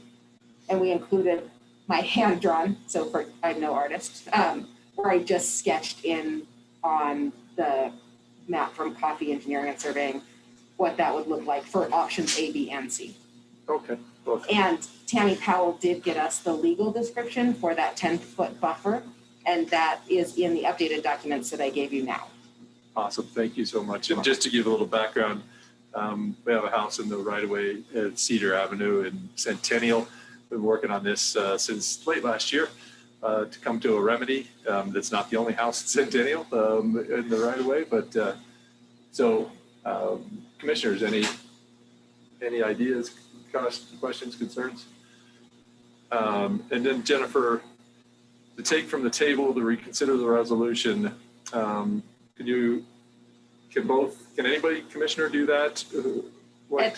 At this point, yes, because when you tabled it the last time, I believe all three of you had voted in favor of that. So any of you can remove it from the table and then have it be reconsidered. Okay. Commissioners, any questions, concerns, motions? I move that we take from the table Resolution 2021-006. Second. It's moved and seconded. Any further discussion? Hearing and seeing none, all those in favor signify by saying aye. Aye. Aye. Aye. All those opposed, same sign. That motion carries. And it's off the table. Commissioners. Well, I think what we have before us is what I know I asked of Jennifer and Peggy to come back with an option C that allowed us to give her just enough of right-of-way to safely skirt around the various structures that are built there and all. And looking at this, I think that looks more than fair. I did take up Tammy's comment of not having been out there. I appreciate that. So I did go out there and to Centennial, and all it did was confirm for me even more that Ms. Packett does have structures in the right-of-way, and as the map clearly showed all along. So I'm glad to have visited. It was a beautiful day, but it doesn't change my position on things, and I am happy with option C. Okay. Any other questions? I'd entertain a motion. Okay, then I move that we approve the amended version of Resolution 2021-006, and let's see, and approve actually the resolution 2021-006C. That would vacate a portion of the Cedar Avenue public right-of-way in the Centennial Plat and quitclaim deed from Albany County, Wyoming, grantor to Diane Packett, and authorize the chairperson to sign and direct the clerk to record the documents. And this would be the vacation to include the existing structures and improvements, plus a 10-foot safety margin. Second. Moved and seconded. Any further discussion? Hearing and seeing none, all those in favor signify by saying aye. Aye. Aye. Aye. All those opposed, same side. Motion carries. Thank you, and thanks for the work on that, Jennifer. And pass it on to Peggy. I know that was a bit of a lift. 32, present for approval, Airport Coronavirus Relief Grant Program, Grant Agreement 3-56-0017-041-2021 for the purpose of preventing, preparing for, and responding to coronavirus in the amount not to exceed $1,006,453 for a period of 4 years from the date of acceptance. Jack, are you with us? I see you. Yes, I am. Thanks, Chairman Gosar. Yeah, what you have in front of you is a request to approve this FAA grant. It's the next round of funding that airports are getting throughout the country from the FAA to help with the lost revenues that all airports have experienced in the last year and a half to 2 years. So this round of funding, like you said, totals $1,006,453, and it's to be used to offset lost revenues that we've experienced. Thank you, Jack. Are there any limitations on the spending? Can you use it for salaries? Can you use it for runway upgrades? What are you limited with the spending? Yeah, they want it to be used for airport operations, so that would include utilities, salaries, any regular operating expenses, capital expenditures, big improvements to runways, taxiways, lighting systems. It cannot be used on. So it's just for airport operating expenses. So thank you, Commissioners. Any Mr. Chair? questions? Yeah, go ahead. Chairman. Jack, and is there it's for a period of 4 years. Is there a cap on how much you can use each year, or just you have the 4 years to use it? So yeah, you have the 4 years to use it, and the grants are due in the FAA by April 30th. So once the grants are fully executed, the city's considering it this evening, and then it'll go to the airport board for their signature, and then it'll be submitted. But once they're executed, then you've got 4 years from that date to use it. We received some funding about a year and a half ago that we've been drawing down on very similar grant. But this is just like the next round of it. And at that time, we received $1 million too. So we've made a lot of good improvements that were needed, minor improvements, things that we're doing to our buildings to improve them. And, we're also able to purchase some firefighting equipment that are starting to get outdated and need to be replaced. So it's good timing for this kind of funding. Okay, thank you. Commissioner Richardson, anything? I've entertained a motion for item 32. I move that we approve item 32 as presented. Second. Moved and seconded. Any further discussion? Hearing and seeing none, all those in favor signify by saying aye. Aye. Aye. Aye. All those opposed, same side. Motion carries. 33, present for approval resolution 2021-011, a resolution appointing directors to the South Knoll Road Improvement District until the next election. Jackie, thank you. Good afternoon, Commissioners. The Board of County Commissioners were in receipt of correspondence from the Department of Audit in regards to 2 special districts that had failed to comply with its annual report. And basically under Wyoming statute, the Board of County Commissioners can consider dissolving the district In an attempt to resurrect the district, I was contacted by a couple of members from the district who had intentions of wanting to continue to have the district in place for the South Knoll Road Improvement District. Therefore, in working with Jennifer, we created resolution number 2021-011, allowing the Board of County Commissioners basically to appoint 3 individuals to serve as directors of the South Knoll Road Improvement District until their next election. I have been in contact with the 3 individuals. They are Mike Samp, Chad Hutchins, and Mark Hungerford. And all 3 of them are willing to take on the responsibilities. They will, upon approval of the resolution, comply with the Department of Audit and get their annual report submitted so that they become compliant. And then they will determine who is going to serve for what term. Basically right now, because there are no current directors, there are 3 vacancies that exist. And basically individuals can be appointed to a 3-year term, a 4-year term, and a 5-year term. But with this being an appointment until the next election in November, one of the directors will basically be up for election, and then the staggering will continue so that all 3 board members will not be up at the same time.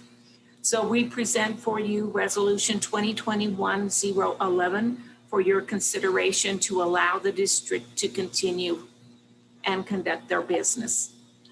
So Jackie, they were Todd Hutchins, Mike Samp, who's the 3rd? Mark Hungerford.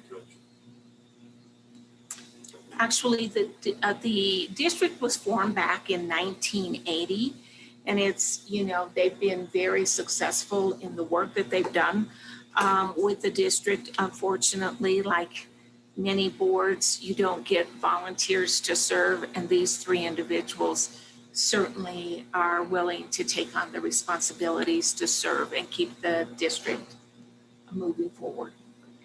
Jackie, had the district, the board, previous board members, has this board been defunct for any time? I mean, totally not a board and yes, work and all?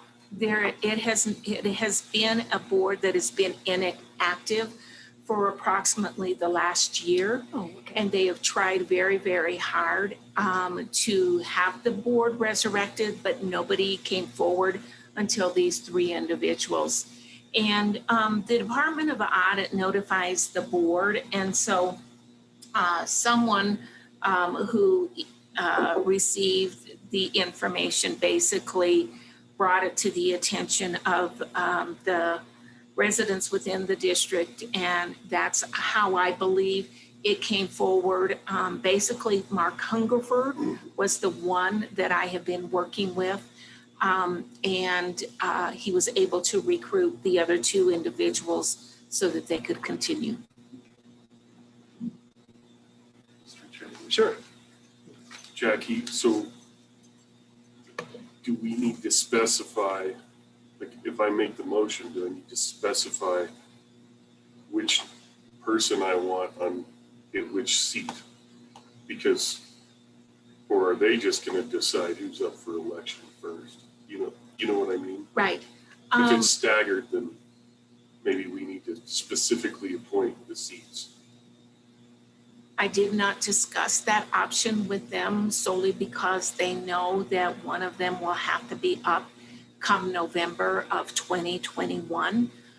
That's the next election cycle for special districts. And so at this time, the resolution does not specifically state who is appointed for what term, but that might be a question for Jennifer. Well, I think I'll go ahead and do it, just so there's no question. Otherwise, they'll be like, okay, what are we going to do? Draw straws to decide who occupies this seat to get, probably should be an official action of this commission, just so they know who occupies what seat. Right?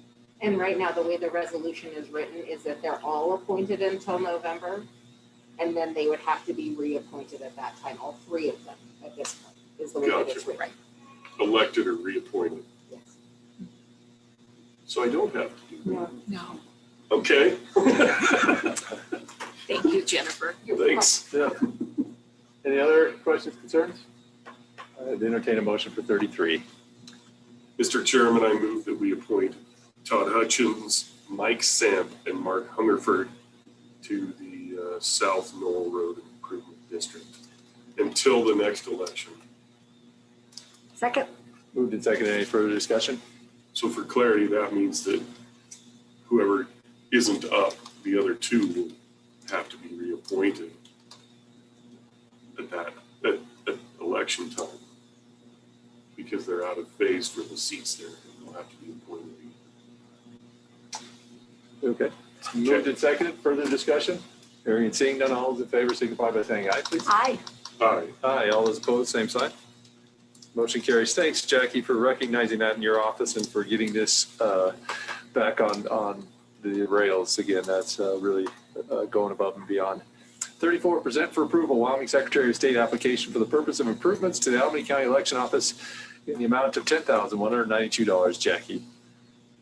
Commissioners, as you're aware, the Wyoming Secretary of State's office did a physical security assessment of our election building last spring. And in their assessment, they did bring up a couple of issues that were a concern. One of them was the installation of a camera, of which we placed on the east side of the building.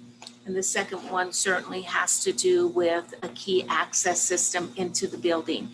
As you're aware, there's a door on the south side, on the north side, as well as on the east side for entrance or exit into the building. And then inside, we have a door to the vault where we secure all of the election ballots, as well as, all of the tools that we use in order to perform our responsibilities with elections. And then we have another door that basically divides the two offices. What we have asked is, in your meeting earlier, you approved an amendment basically to the key access system. We would like to apply to the Secretary of State's office for funding that is available under the CARES Act for the physical security grant that they have, in hopes that they will help us in providing the needs to get these two key access systems into our election building, so that we're in compliance with the recommendation from the physical security assessment, but so that we maintain that security within our election building. So I ask for your consideration approval to allow me to submit this application to the Wyoming Secretary of State's office for their consideration.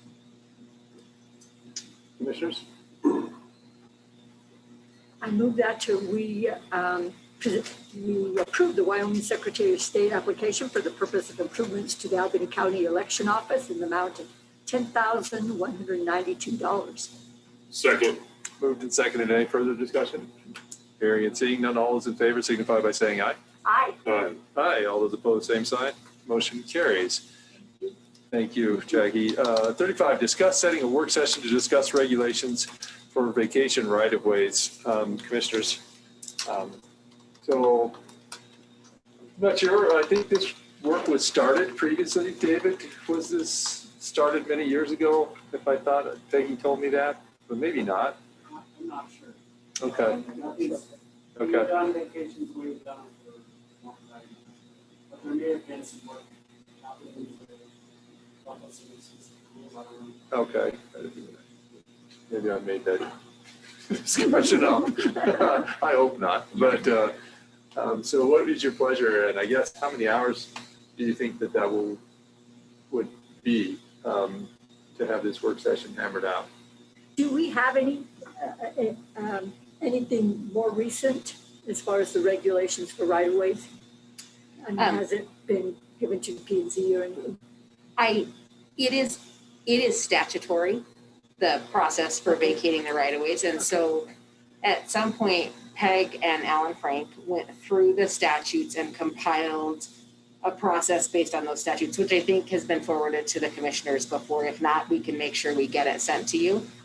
And then we can go through that if you'd like at your work session and hammer out all of the issues in there and the things that you want to consider, and then get it written up in regulation or resolution kind of a form. Because right now it's just the general guidance that both Alan Frank and our office and David's office have been following as these things came up. So commissioners, would you like to get that information and then put this on the next agenda to decide the work session? Or do you want just to decide the work session right now? Let's just decide it now. We're here. Okay. What works? Next week, the following week?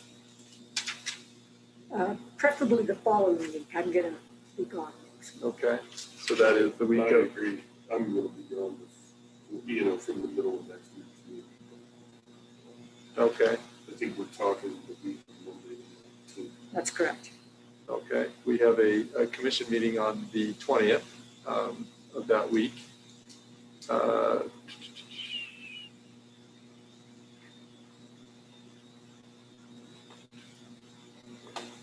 My Friday is open of that week, and I guess Monday also.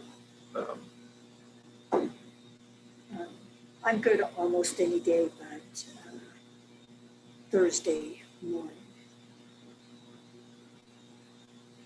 You guys decide. I'll be there. Okay. I'll be the most flexible. Will you be back on Monday the 19th? Yes. Or, okay, you'll be available. Would you like to do Monday? Sure. I would prefer later in the day. Okay, sure. Later meaning after 1, after 3, after 5? Probably after 11. Oh, that's not that late. I just don't want it to be in the very beginnings of the day. Can we make it at 1 o'clock on Sure. Monday the 19th? Mondays are hard for us. Mondays are Mondays. Right. Would 2 o'clock work better than 1 for you? 1's fine. Okay. It just can't be 8 a.m. Okay, super. Put it in there. So that's Monday the 19th. Work session starting at 1 o'clock.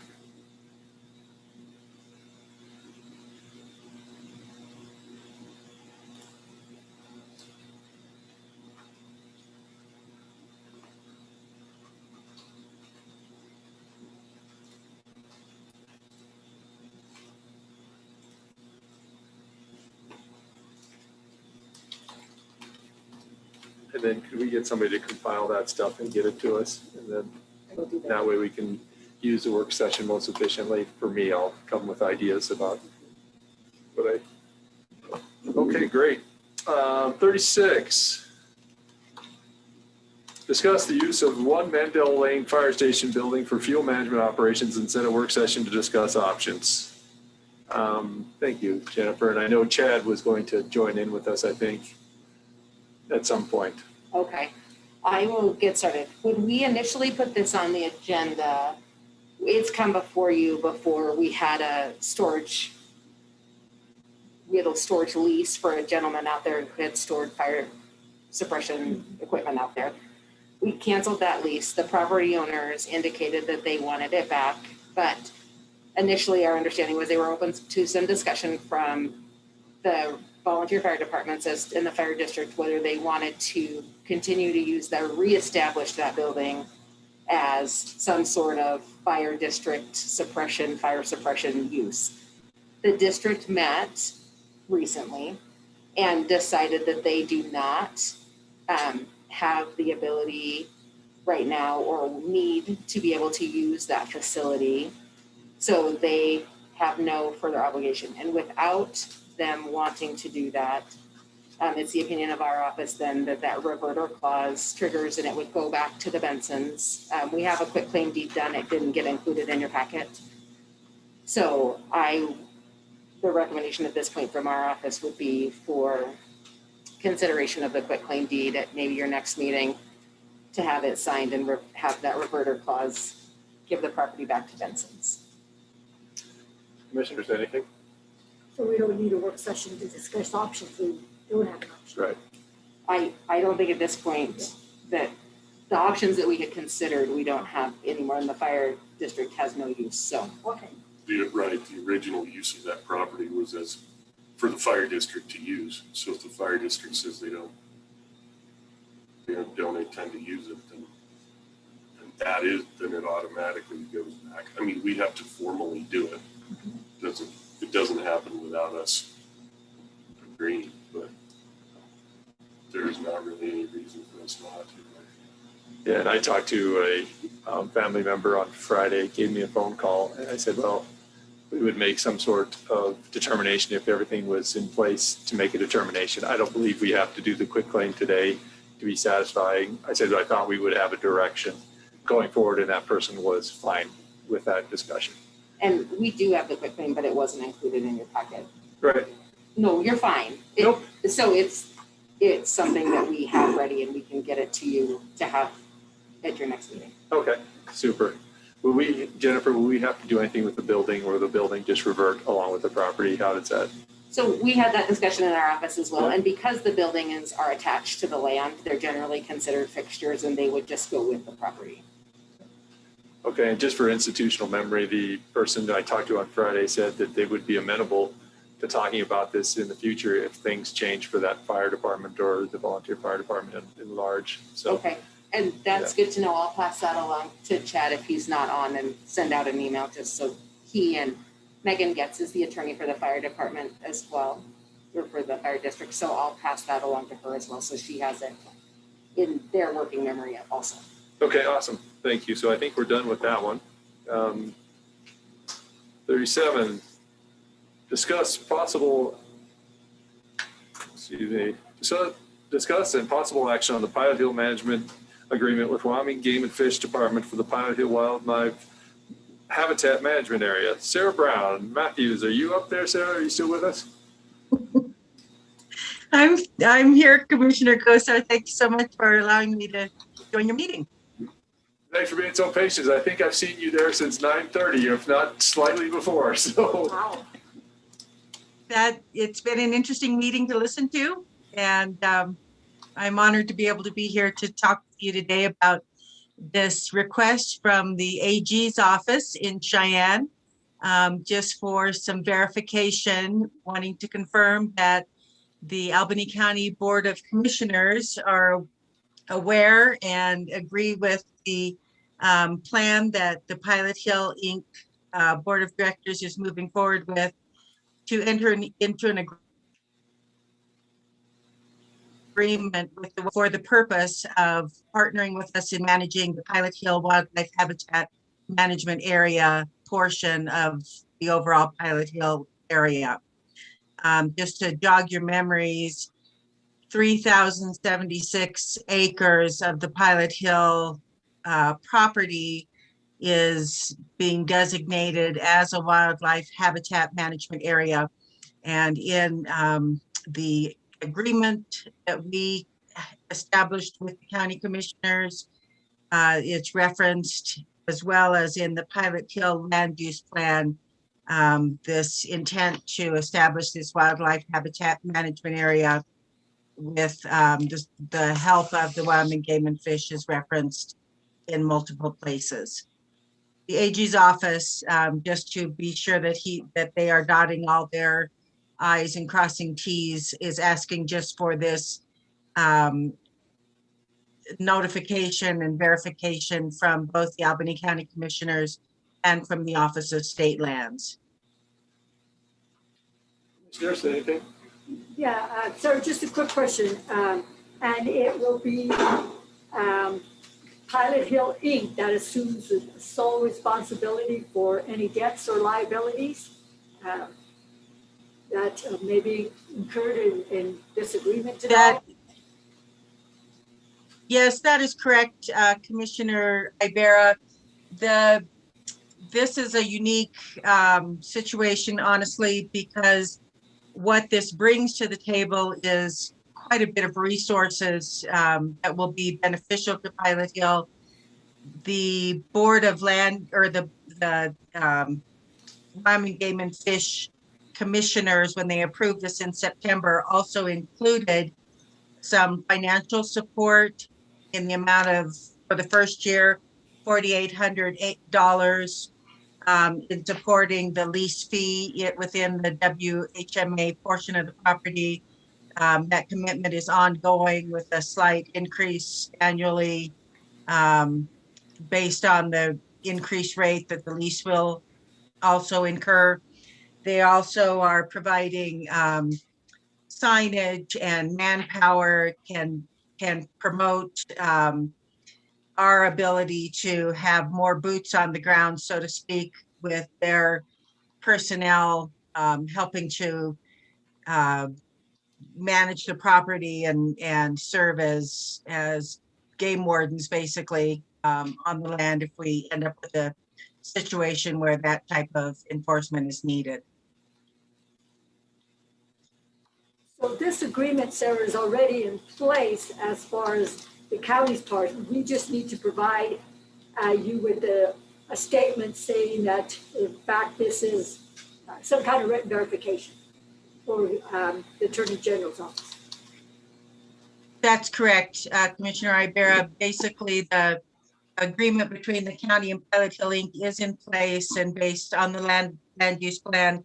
Again, the AG's office just wants to be sure that we're communicating with you as the leaseholder and with the Office of State Lands, acknowledging that we were successful in getting the approval of the Wyoming Game and Fish Commission and have then been working with them since September when they voted on that approval for this partnership to establish this management agreement with Wyoming Game and Fish Department.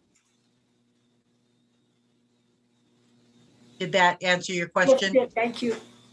Thank you, Sarah. Sure.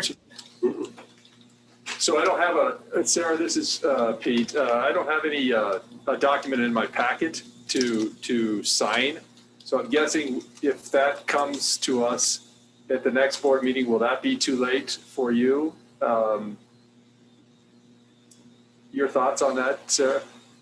The sooner the better, Commissioner Gosar, and I apologize. I honestly didn't realize this was going to be on the agenda until Kayla sent me a note. I had sent an inquiry to the commissioners and Attorney Trent as to whether something could be put into writing because they just wanted something in writing. I can certainly draft something for the commissioners, but I was seeking the guidance of all of you and Peggy Trent as to how they'd like, how you'd like to pursue this. The note that we got from the AG's office honestly said, if you can provide even an email from the county to the contractor saying that we can enter into that they can enter into this contract, that would be sufficient. I don't know if that follows your legal requirements or not. Okay, Sarah, it looks like Jennifer Curran's going to help us with this. Thank you, Jennifer. You're welcome. I think that after listening to what Sarah has had to say, it would not be inappropriate for you to have the county clerk send that email with the board's approval if that's the decision that you make to authorize that as it goes on. If you'd like to see the documentation that goes with it, we can get that out to everybody. And then if you wanted to schedule a special meeting, if you needed it before the next meeting, that would also be another option.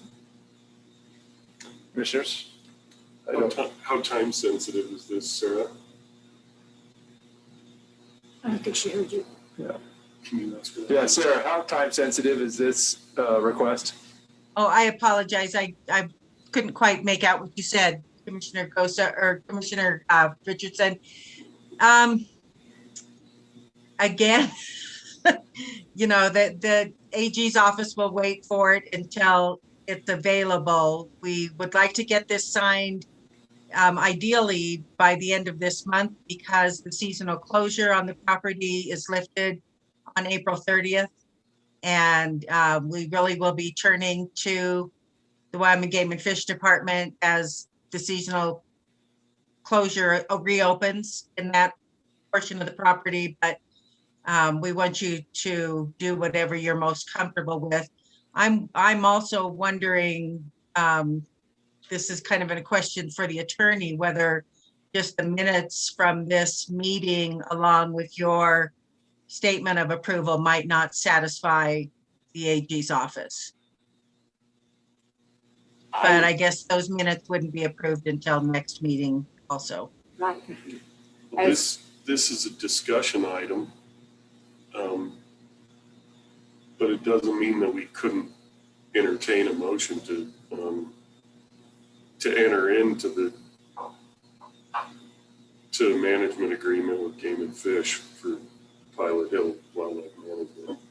Yeah, and Heber, you wouldn't necessarily, excuse me, Commissioner Richardson, you wouldn't necessarily need to, enter into this management agreement. You're just acknowledging that you are aware of the fact that Pilot Hill and approve of the fact that Pilot Hill Inc. is entering into this management agreement. Gotcha. The Wyoming Game and Fish.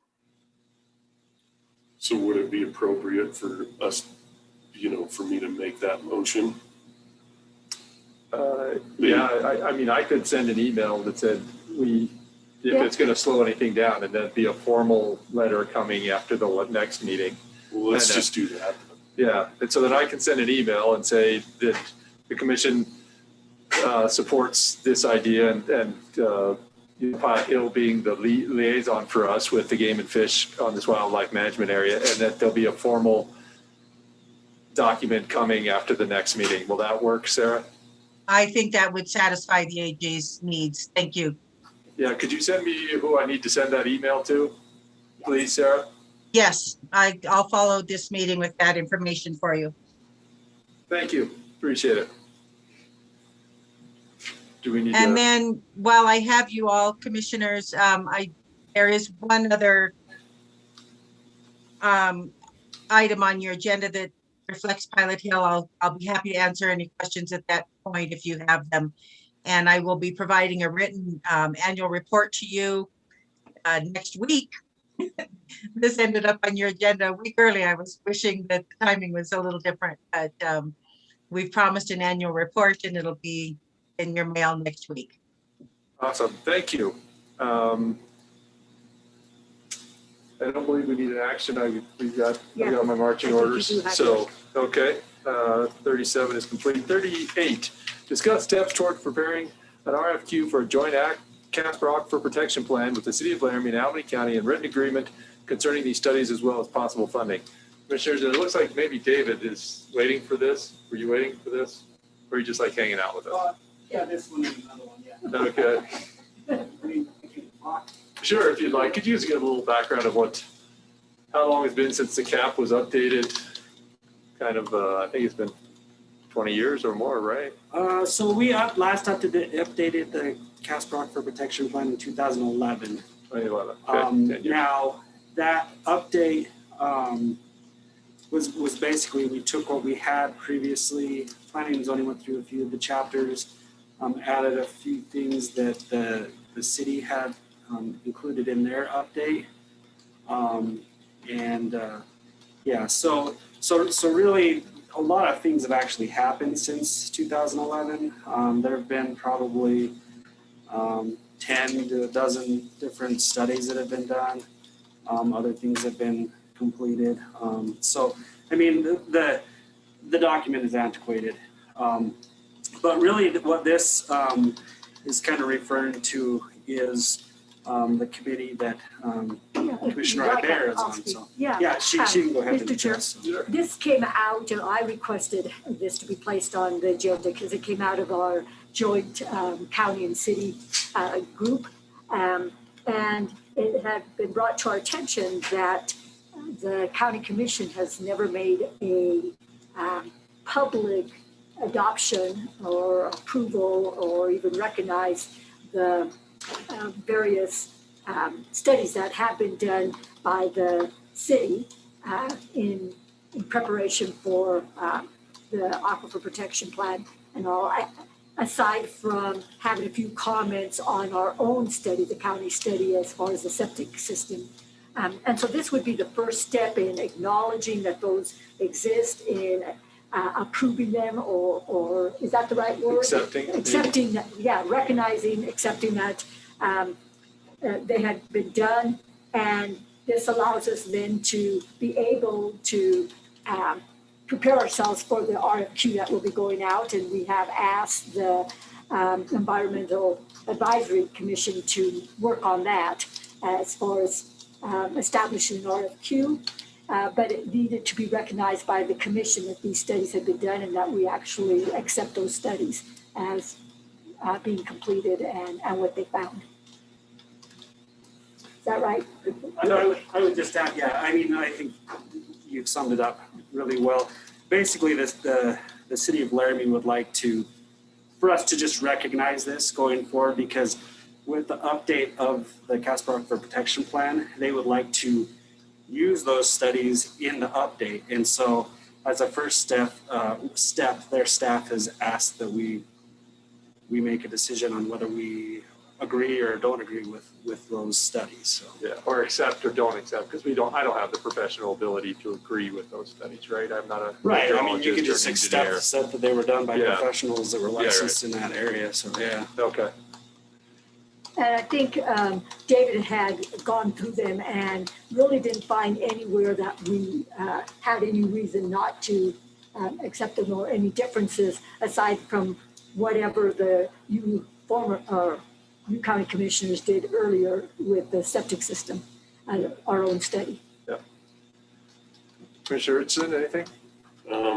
Let's see, my thoughts are, I'm not sure what difference it makes whether we acknowledge that the studies were done by the city or not. You know, probably they would inform the process whether we take an official step to do that or not, right? I don't really understand. I think the city is wanting something formal, because we never did, meaning the commission never really acknowledged those and accepted them. And I think that's going to be the basis of some of the work going forward as far as updating some of the protection challenges, plan. I mean, we could acknowledge like receipt or something of them, but one of the challenges that we're going to have as we wade into this is that there are going to be lots of professional challenges to the methods and processes used in the studies, right?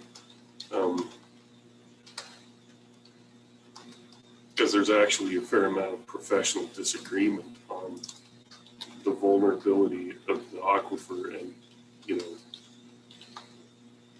things like that. So, and with respect to the county's study that we did, the city paid for part of it, but the septic system study, it was something like a 205J grant from Wyoming DEQ. We are not allowed to use that data for density planning until we do more studies, because there's no control and there's only one set of data points. We probably need to do it 3 or 4 more times before we could average the results or even understand them, right? So I have some concern that that activists will, you know, it could seem like I have an agenda on this, and I don't. My agenda is to make sure the way you prove a hypothesis is to fail to disprove it. In other words, if everybody gets out their Tommy gun and tries to shoot holes in it and they can't, then that solidifies the studies, right? Or if they get shot full of holes, then it's time to start over. So from my perspective, I don't see what a formal acknowledgement does.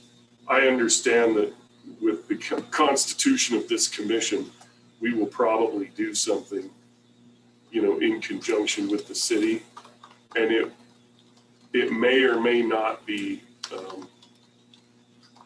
scientifically justified. probably be more political. The aquifer issue has been very political and it ignores the science. And my desire to make sure that we don't step on people because I want good science, something that passes the scrutiny of peers and can be duplicated. These things have never approached that. It's mostly a little bit of something to get everybody riled up again. It's a really strange thing. And considering the fact that we just did the Pilot Hill land deal, what's up gradient from the city's wells and private wells is pretty much off limits because the public-private conflict has been resolved. Now it's public land and subject to public policy. So it'll be really interesting how this goes. I would rather see the county lead it than the city. Because most of the territory in it is county territory. The city has its own aquifer protection area and it's very small. Now, without question, this affects the city, but from particularly a representation standpoint, I mean, the two of you live in the city, I do not, but and the city gets its water from the aquifer. So without question, the city belongs at the table, but the commissioners should lead the process. Anyway, I guess it doesn't matter to me if we acknowledge that those studies happened or didn't happen, but what's going to come after that is likely going to be not very pretty. It actually frustrates me because as land is removed that could be developed, it makes the issue smaller. But the voices who offer concern don't ever get any smaller. They just get bigger and bigger and bigger. I always thought that the Pilot Hill land purchase would do more for this discussion than it has. So well, it doesn't protect enough of that area. Well, that's only an 13%. opinion, right? We don't have scientific data to say that, right? It's politics. Anyway, because if we go get it, we'll find that it doesn't. But so you guys just do what you're going to do, but I don't really see what the point is. Well, Hebert, just to remind you that we all agreed to work with the city. We broke up into different subgroups and all, and this is part of that. It's not the city leading or the county leading at this point. It's just coming to an agreement where we're willing to acknowledge, because it's never been done, as if, oh, there aren't any studies out there. There are studies out there. And we've also brought in EAC. EAC has some good people on it who are scientists. I know this. I know all of those things, and I agree with them. But the point is whether we acknowledge that those studies were done or not, the process is going to go. So I don't really understand why we're discussing that. We have a group that you're our representative to, and so you guys will probably do what you're going to do. But I just, my point is I don't understand. I guess the city isn't feeling comfortable that we're not actually being a part of this without acknowledging that those studies exist. Well, I'm a minority, but so we're discussing steps toward preparing an RFQ for a joint Casper Aquifer Protection Plan. I don't know if that's an important point of that or not. I think that we could go with or without it. Personally, I don't really see the point. But if the city really wants to see that, then maybe we can do that. But I think we should make it a point to say that we're acknowledging the existence of them, not necessarily agreeing with the results of them or the conclusions. Yeah, go ahead, David, please. So let me back up a little bit, just make a few statements. So the city did do quite a few studies, and to my knowledge, we never received receipt of those studies, and so we were never asked for our opinion. So just to bring that to the light, so it's not like the county commissioners had these and said we didn't like them or whatever. Some of the pushback or the thoughts were from at least the city side is that there were some comments informally made that maybe there was disagreement or whatever. So I think they're just feeling like a little uncomfortable moving forward with the new cap. And so they're basically asking that we all start on the same level, the same footing. And that's why they're wanting to acknowledge that these were done. I mean, obviously, we're not here to say whether they're correct or not correct, like Pete and Commissioner Gosar and Commissioner Richardson, I think both said in different ways. We're not here to say that these studies were done correctly and we agree with everything in them. We're just acknowledging this is what we have, this is what we're looking at. And as we go forward, I believe that would be what the cap update would do, is to look at these and to pull from them and say, okay, are there some good things in here that we need to include, that we should look at policy-wise, those types of things. So I think that's kind of where they're going. I don't know if I necessarily think that, I don't know. I think it's just like, let's look at these, let's say this is where we're starting, and then move forward. I think that's the request. It's not necessarily, these are good studies or bad studies or whatever, so. Yeah, we'll leave that to the experts on the RFQ, I'm guessing, and I don't feel necessarily that expert in that. Yeah, so. I was just going to add as well, Chairman Gosar, that I think the acknowledgement that they exist and that they're being used for these purposes is perfectly fine. I would hesitate to tell you that you should verify the contents of them anyway, or accept that the county is relying on them anyway. But to say these are the studies that we're using to do this is reasonable. If you were going to put them forward as something that the county was going to rely on for as absolute authority for things going forward, I think you'd have to publish them and put them out to public comment and do all of those things first. But the acknowledgement that they exist, if that makes the city feel better, I don't think that hurts anything. Yeah, and we have to start on something, right? Or there's no point to start an RFQ. Okay, I think. Yeah, they belong in the body of work. Yeah, bring them forward and we'll take a look at them and do what we will do with them, and away we go. Is that going to cover that? Super. So, yeah. Awesome. Thank you. So 39, discuss the unfilled county appointment to the Pilot Hill Board and direct the clerk to advertise. So the county has not only a representative from the commission as a liaison, but we have 2 members of the board of directors. There is one opening now. And so I have talked with Sarah and members of their board and requested that the county fill at least one. And then when another one comes available in September, then we'll be with our complement of full 2 board members. They are amenable to that. We have the ability to insert 2 board members. I'm fairly certain if we wanted to do that today. I don't know that's very neighborly. We'll just try to make it when the next one comes available. And so that is the nexus of this conversation. But commissioners, anything on that? Cool with it. Yeah, no, that's what's available. Okay. So do we need a motion to? Well, we need to direct the clerk to advertise, so I think so. Entertain a motion then. Okay, I move that we direct the clerk to advertise the 1 vacant appointment to the Pilot Hill Inc. Board. Second. Moved and seconded. Any further discussion? Hearing and seeing none, all those in favor signify by saying aye. Aye. Aye. Aye. All those opposed, same sign. Motion carries. And I know they would like it to be sooner rather than later. Could we have that appointment by the next meeting? Or is that too quick on the application, or should we have it in the first? Whatever our procedure is, let's follow that, whatever that is. The question is, like some of these that we advertise, we struggle to get applications. Right. I would guess that this won't be one of them. Yeah.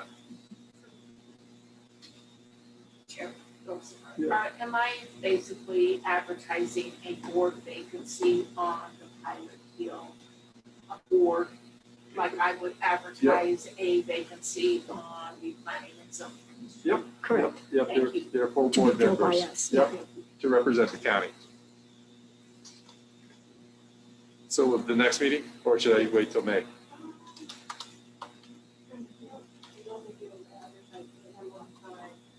So, okay. First meeting in May, could we put it on there? Thank you. Item 40, discuss the grants and GIS survey. I'll start with this, and then I see grants in the house, so maybe we'll move to that conversation. Try to understand the best way to fill these positions. I met with Grant with GIS. Many people's GIS is underneath the assessor's office in other counties. And then I sent out a survey to you guys. Thank you all for filling it out so quickly to try to ascertain the depth and the amount of work that the GIS had and the programs that those departments were using with GIS. So I think going forward, there are options for us. We can continue and put the GIS as a standalone entity. We might be able to have the GIS under the assessor's office. I'm hopeful Grant will help us figure that one out today.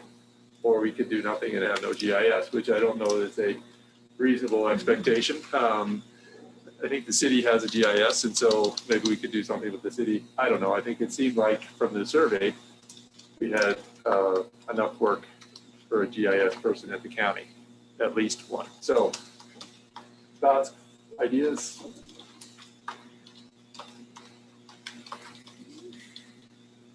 Mr. Chairman? Yeah. I have a thought. I think what the city GIS department does is considerably different than what our GIS does, just because of our role and what county government does. And I know that there's enough work that we probably ought to have someone in-house. The question would be where, and I haven't talked to Grant, but I'm going to guess that he probably wouldn't mind funding another position in his office. And, because there's synergy there, and a person who knows how to do that isn't stuck doing one thing. Grant, thank you. Good Appreciate it. afternoon. Any How's thoughts? it going? Yes. Just want to, I'm grateful you guys are considering our office for, potentially having that in our office. I just want to give you an outline of what our potential plan is should you consider going this direction. We would be looking to move Karen to full-time GIS. Right now, she does a number of assessor duties other than GIS, including deeds, which thousands are processed a year, agricultural classification, supplementals, a number of things. What we would look to do is to hire a clerk or a specialist at a substantially less value, okay? And this person would absorb a lot of Karen's, almost all of Karen's administrative duties that are assessor related. And what also she would be doing, because there will be some gaps, is Karen will be training her to do some of the GIS duties, looking at the straights, the splits, the combos. We review every deed and the meets and bounds that follows through the door to make sure that the legal description matches what we have already from the last deed, which that doesn't happen sometimes. We will also be sending her into a field on a periodic basis because we only have 3 people and we try to send out 2 teams at a time. And so she will be part of that rotation with the rest of the office to make 2 full teams. And so with that should really be able to make that position full-time. And, with time and training, that will lessen Karen's duties in-house with the increased duties. And it would be nice to have a second person in the office who knows how to do what is necessary. And that would put Karen in a basis where she would be full-time GIS. With the amount of time she would do at the office and then the amount of time that she would have to do elsewhere, she would become very autonomous. Okay, she would be under the wing of the assessor's office, But because of the necessity of her needing to be different places at different times, sometimes with warning, sometimes without, this gives her the availability to just put on her coat and walk out the door. And that's what we want, because You're talking like redistricting help or large help or all of that kind of stuff that isn't just specifically assessor. Oh, absolutely. We feel that, we looked at the amount of hours that, is the max and the minimum, and the max and the minimum somewhere between 93 and 140 something, I think. It averaged to be 124 hours. We feel that if she's only doing GIS, that she could find a way to adjust and make everything work, including whatever work is for the assessor's office and everybody else. And again, she would be very autonomous. I mean, she would be under the office, but she would have a high level of the ability to do pretty much what she needs to do. Number one, because she's very capable. She is a degree GIS person with multiple years of service. She has worked with a number of departments in the county already and in the city, one of them being emergency services. She has worked with Amy Benning and Blake as well. She has worked with them so often, she actually has a station in the basement of the West Laramie Firehouse. She's also worked with the city. She has worked with other departments as well, maybe not in a mapping sense, but she has working knowledge of a lot of these departments.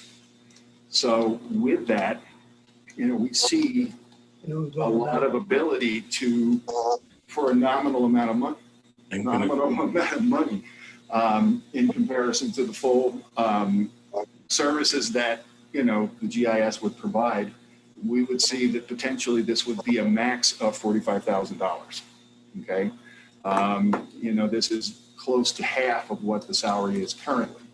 And this leaves the commission open and options to be available to do what's necessary. We took a look at Alan's job description. There isn't anything she can't do, and a lot of the things she has already done. So having a good relationship with the people that she has, the working knowledge of the county. Now, again, there's going to be a learning curve, let's face it. Anybody who walks in this door is going to have a learning curve. But again, she's already worked with a number of departments. She knows how the county works. She knows the people that are here. She's very capable. She'll have a lot of autonomy. And we think this could help the county reallocate the funds in a very efficient way. So, with Amy having made a lot of changes that she's made, right now, Karen is a GIS specialist. We would move her up one step to a GIS analyst, okay? And we would work with Amy to figure out what the exact costs would be, because we don't know what they are just yet. But I think the transition would be a lot smoother, and with the idea of the autonomy of what she has, it would be like its own department without being its own department. So just to let you know where we are, if and should you guys decide to consider this direction. Thank you. Thank Do you have any questions? I do. Thank you, Mr. Chair. Grant, so you talked about bringing in a clerk then to take over some of Karen's duties. Do you have the physical space in your office for another person? We do. As a matter of fact, we have a desk out in storage ready for that person if necessary as well. Oh, good. Super. Commissioner Richardson, anything? No, I don't think. Maybe it would be interesting to see how Karen's job would be defined on the step and grade. That would be something that Christina would have to say. Because I don't like giving people more responsibility without more pay. Right.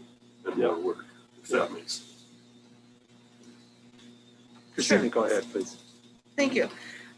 So I'm looking at the possible transition, and I'm talking with Grant and Chelsea in the assessor's office. I've also had some conversations with David in regards to the addressing position that's up in the air and kind of overall what that would look like. I went forward with the assumption that the board or the commission would not make GIS its own department currently. based on just some past conversations we've had. So what I've kind of come up with is we would actually create a tier level GIS position. So there would be 4 total. That doesn't necessarily mean 4 employees. It just means that a person can move within those job titles depending on their knowledge and skills and abilities. Maybe eventually it is a multi-department, but as of right now, I don't foresee it being that way. And so we would start, the lowest level would be a GIS technician, which we currently don't have. The next one would be a GIS specialist, which is where Karen is currently. Then we would move to a senior GIS analyst, and then a GIS administrator, which would be more like a director.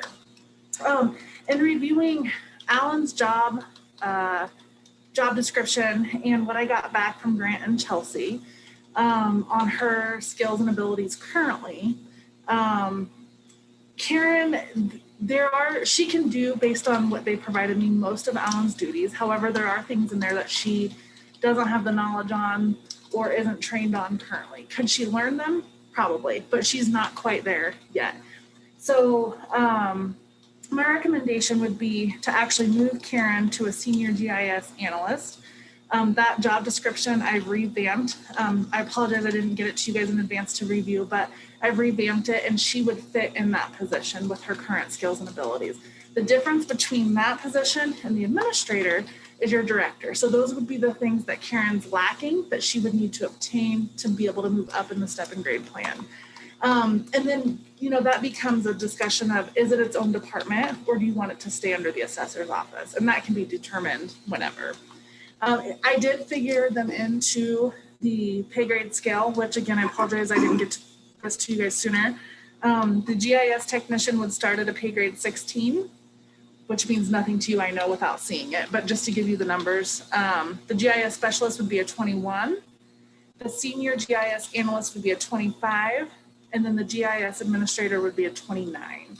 And those all fit in with the market surveys that I pulled within those salary ranges. And then aside from that, I want to talk a little bit about the addressing position. David and I had some email exchanges about what that need is really there.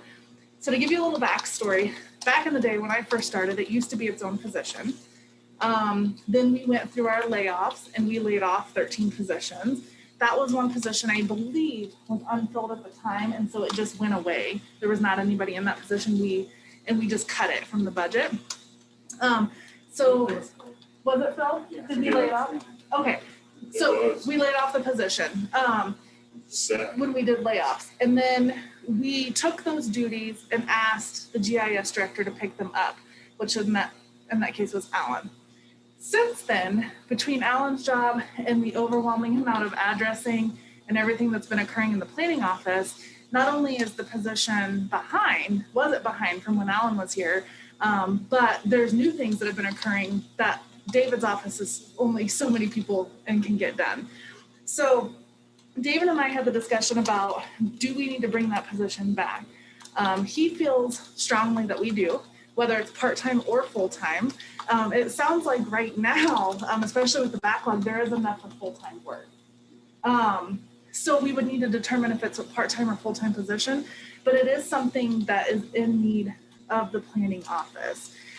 In talking with Grant and Chelsea, they would prefer the addressing to remain separate as well from GIS. And so my recommendation would be we adopt a similar structure to this with the GIS structure that I just gave you. Move Karen up based on where she's at, which would be an increase for her in salary if we do that, and then look at bringing in a part-time or full-time addressing coordinator in the planning office. I have a question. Sure, go ahead. And this is sort of a GIS question, but it's related to the addressing. It seems to me like the addressing position has an out in the field aspect to it. But the actual assigning of the address, in the old days, you took that little clicker wheel and you walked down the street to where the driveway is, and in tenths and hundreds of a mile, you assign an address. But in GIS, the resolution is so good that you can drop a point drop a pin in the middle of the intersection and go down the road, on the picture and be just as accurate, because it's like 18-inch resolution, right? So there aren't 3 driveways in 18 inches. There's only one, it's impossible to mess up. So it seems like to me that addressing could be done by a GIS person as far as the assigning of the numbers. But I don't think anybody in that office belongs being the person who goes out and puts the signs in.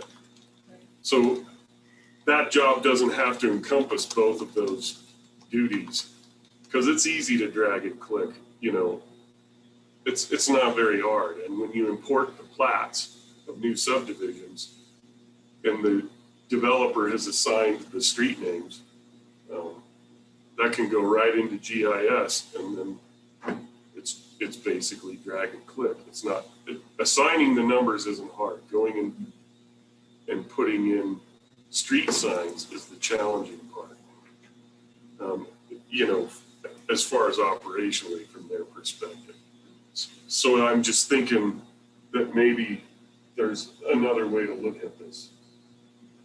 And for the, to be candid, because I don't do those jobs and I'm not there every day, those are questions that I can't answer. That would have to come from David and Karen and Grant and Chelsea on what that would really look like. So they can speak to that better than David's I can. coming right behind you. Thanks. Yeah, Mr. Chairman. So yeah, the assigning and addressing, that's not the problem. That's not where the time comes. Right. The time comes in we've got places where we've got multiple roads with the same name. We've got other areas of the county where they're out of sync. We've got the road addressing portion of it, or the road naming, and we've got areas in the county that don't have signs. There's a lot more to it than just the point and click. Right. Actually, the city of Laramie, Jenna and my office went over to the city of Laramie and saw how they do it. They've got their GIS set up where they drag their little mouse, pointer over the road, and it tells you exactly what their address is. They don't even have to do anything. They don't have to measure it. It's already there. And they've got like all the, so that part's easy. It's all of the administrative parts that go around that, it's to change road names. Yep, changing road names and sending out letters. And if we do put up a sign, you have to go out to one call, and you have to, you put in a request saying this is exactly where it's going to be with a point. So you have to be out in the field to put that point there. And then they have to, clear you. And then you go out there and you have like 2 weeks to do it. And, there's just a lot to the position. And if Grant wants to take it, I'm out. I was going to say, We'll spend enough time. Yeah, and I will put a plug in for Grant and Karen, and I think they're absolutely capable of taking care of some of that stuff. So, or what they're proposing. So, but addressing wise, our office has always done it. We do have the backgrounds, we have the files for all this stuff. So, whatever you decide to do. I think we can get by with a part-time position. I know that, things are, kind of tight as they always are. But yeah, at least if we had someone else in my office so that Jenna doesn't pull her hair out. Right, yeah. And, or me. Right. Rob, I see you've been patient with your hand up, but did you mean to have it up? Yes. Commissioner Grossart. One of my questions is are we gonna keep Esri or that licensing, or are they gonna go to something different?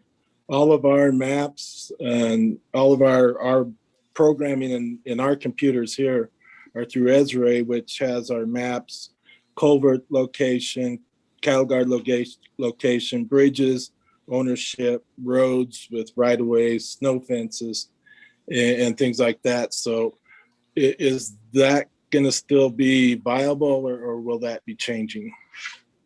Karen is currently using the Esri software just like everybody else.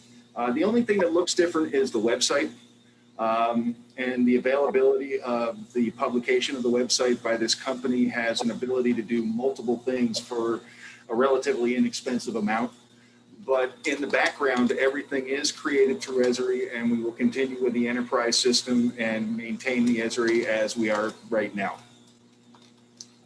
So Grant, I guess what you're saying is our programs and stuff will be maintained and we shouldn't have any crossover issues or anything.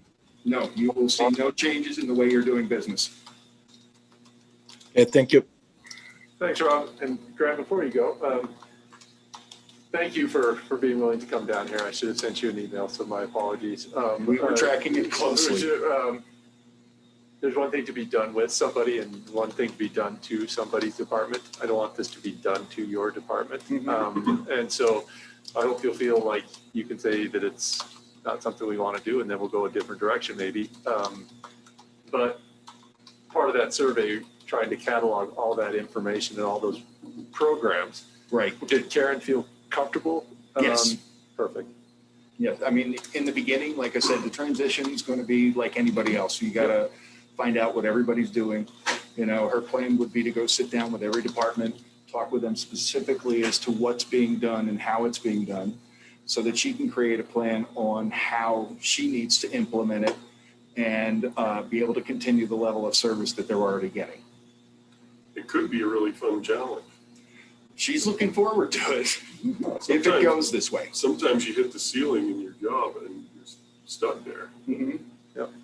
And Jackie, go ahead, please. Mr. Chairman, I've not looked at the numbers and the salary pay grade, but it sounds to me, regardless of whether you go, I mean, if you promote Karen and her responsibilities and you provide her with a raise, and you consider either going part-time or full-time for an employee for David, we're still going to come out ahead because the salary that Alan was making sounds like will not be anywhere close to what it will cost us. So in the long run, we're getting more bang for the buck with getting 2 positions filled and still having salary left over that could carry on to the county general fund. So. Yeah. And that was our intent, and the way we made this plan was to try and save the county as much money as possible.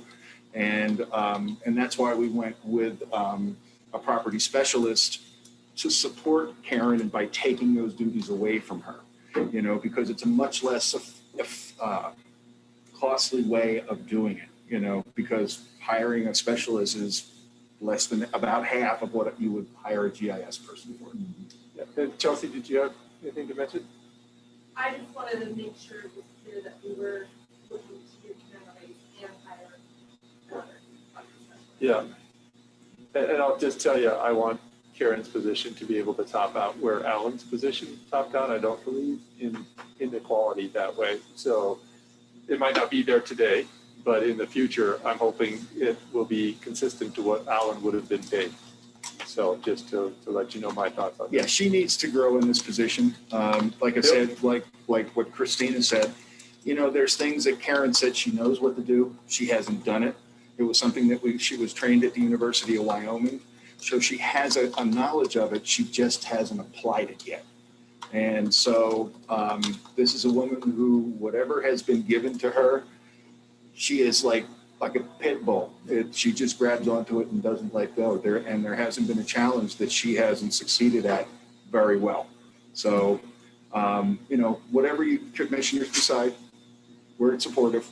And Karen will be happy to work with if you decide to go another direction. And but I just wanted to let you know what plan we have in place and how quickly it can be implemented for you as part of your decision. Thank you. Thanks, Grant, for that flexibility and being so amenable. Yeah. My only question is, David, you say you're way behind on addressing. If you got a part-time help who only responsibility was that, you'd be able to catch up fairly quickly with that, with all the backlogged work? You know, not having actually had the position, I guess I don't know exactly where the time's gonna lie. I just know that since Alan's left, we've been getting constant phone calls from Lark in the city, and you know, just with all of the problems with addressing in the county. So just lots of issues. So with a part-time position, we'd definitely be better than we are now. So, Okay, but there's work for a full-time position, I believe. okay.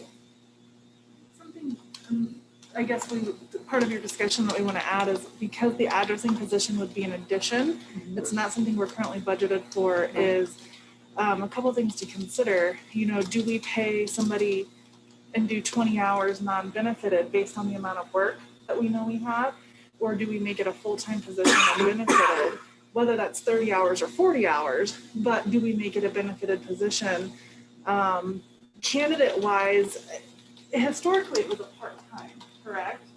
Stan was Full-time. he started as Okay, so, you know, as far as, it's always hard, in my opinion, to fill a part-time non-benefited position and retain those positions because people, for the most part, are looking for full-time or benefits. So that's something to consider when you guys talk about the budget for that position. The one thing that I didn't pull, and I apologize, and you may know off the top of your hand, is what that salary used to be. I don't remember off the top of my head. Do you recall? not exactly. Okay.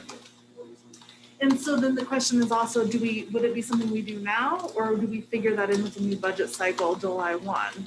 And same with the GIS position, and then, you know, if Grant brings in another property specialist, are those things that we can move forward now? And do we have the funds to do that? I know Jackie doesn't have any hard numbers, so it might be hard to answer that question, or are we looking at July 1 for start date for all of those? We do. My math brain says we do. I do. Yeah. If you bring in an entry-level position, basically it's $30,000 a year, at $2,500 a month, times 2, and I don't know, maybe this addressing person is to be paid more than the entry level at $2,500 a month. David, I don't want to speak on anybody's behalf, but that still leaves $25,000 on the table. Pardon me, from Alan's salary, because he was salaried at $85,000. So the 2 full-time positions at 60 plus the increase for Karen, and I don't know what that number is. That's $25,000 between Karen's position. So will direction from this commission be enough, and then we can get the fiscal impact coming in the next meeting? I personally like what I've heard, but I don't know whatever you guys would prefer. I would say that I think we need to fund a full-time position in the planning office. The reason is that David is he's very modest and never complains, but we're working it pretty hard. And because the staff in there is so few, sometimes they struggle to staff the office just to have somebody in there. You know, if he and the assistant planner are at this meeting, only Jenna is there, right? It's kind of an issue, and so the other things we don't deal very well with right now is the nuisance issue. I mean, I think we've paid our planner to send letters and do things that are probably not something that he should do, that his time is important enough and we pay him enough that he needs to do other tasks. So he's sort of playing whack-a-mole with the tasks in there rather than having a master plan because he's understaffed.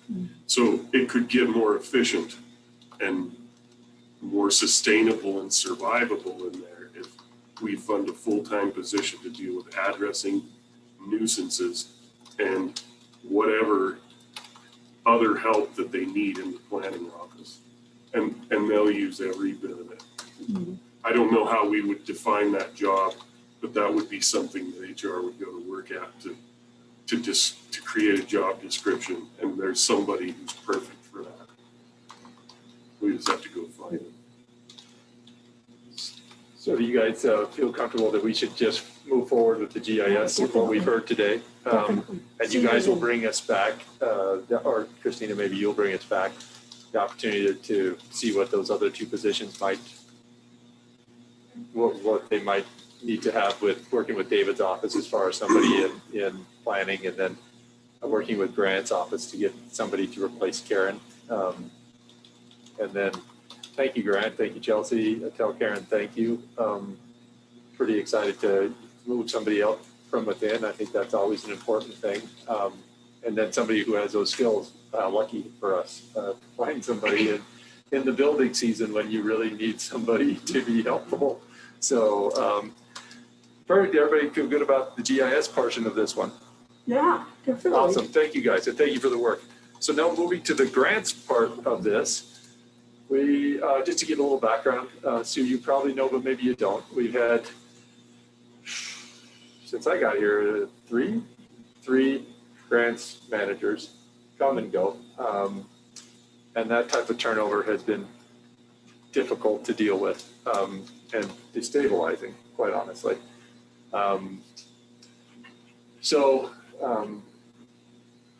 The grants office used to be its own separate office, and please correct me, Jackie, or whoever, if I get going sideways here. And then it was brought in under Jackie's office. And then we've had 3 grants managers. And so we definitely need more help. I think I sent you guys the survey results about what grants might look like and where people needed the help. Mm-hmm. It was pretty close between grants research and grants writing.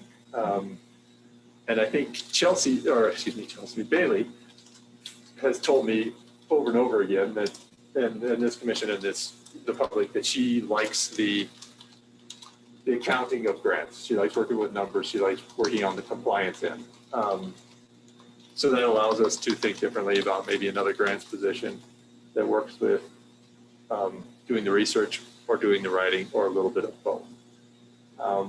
And that's kind of what the survey results showed. And so I do think we need somebody else, at least. I think there's a lot of money that's out there that we're leaving on the table by not having a robust grants department. And so there's the beginning of the discussion. Your thoughts, and what, yes, we're giving you Christina direction here about which way she'd like to go. If we'd like to go anywhere with the grants office, and how to direct her so that we could put out another job description for somebody in grants. Yeah. No, I think the survey clearly showed that there is a need for a grants department and somebody who's a little bit more adept at writing, because even Bailey will admit that's not her strong point. So definitely, you need somebody to research those, but you're only going to get the grant through the writing. So you need to have somebody good to do that. But yeah, I'm very much for establishing a department again. He's bringing somebody else in. I would say that to me, I don't know if it needs to be a standalone department or not. It all depends on how that person works with Jackie and Jackie works with that person. So that's not so interesting to me, but what I do know is that there's too much work for one person in there, and right now we only have Bailey, and we kind of don't have her too. So we need 2 positions in there just because, to preserve institutional knowledge and to have redundant knowledge. It's not really safe to have all of that responsibility in one person's hands. And considering our tax base and the services that we provide and the revenue that we need, this county government can't function without grants. We cannot. Right. Now, how would that work with our part-time writer down in Colorado? That's a good question. I guess I don't know exactly how it would work. That's the first time in my 2.5 years on the commission we had outsourced the writing piece of it. I think some specialty writing is going to be difficult to hire, plus a researcher. So I mean, healthcare grants are much different than legal grants. that are probably completely different than road and bridge grants. And having the workable knowledge is useful, having the vocabulary and kind of a sense of it all. So I think there'll still be some of that contract writing, but this will probably lessen that, and would be my thought. But Jackie, do you have any thoughts about this? It would be interesting to hear another from you. I appreciate that. You know, I have to say that in all three situations where we lost the grant manager, Bailey stepped in, and she has stepped in and carried the torch through all these transitional times. And in Bailey's absence, I think she plays a very vital piece in how the grants office should continue. We are all well aware that she's not a grant writer, and maybe, you know, in time, it will be something that she can develop. But for right now, having Karen work for us and with us has really been a wonderful benefit at a very reasonable price. I mean, she does not charge, I think she does more work than what she charges us for.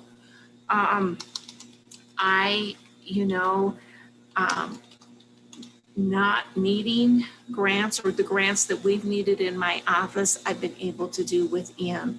But my grants are small in comparison to drug court or anything to do with the county attorney's office.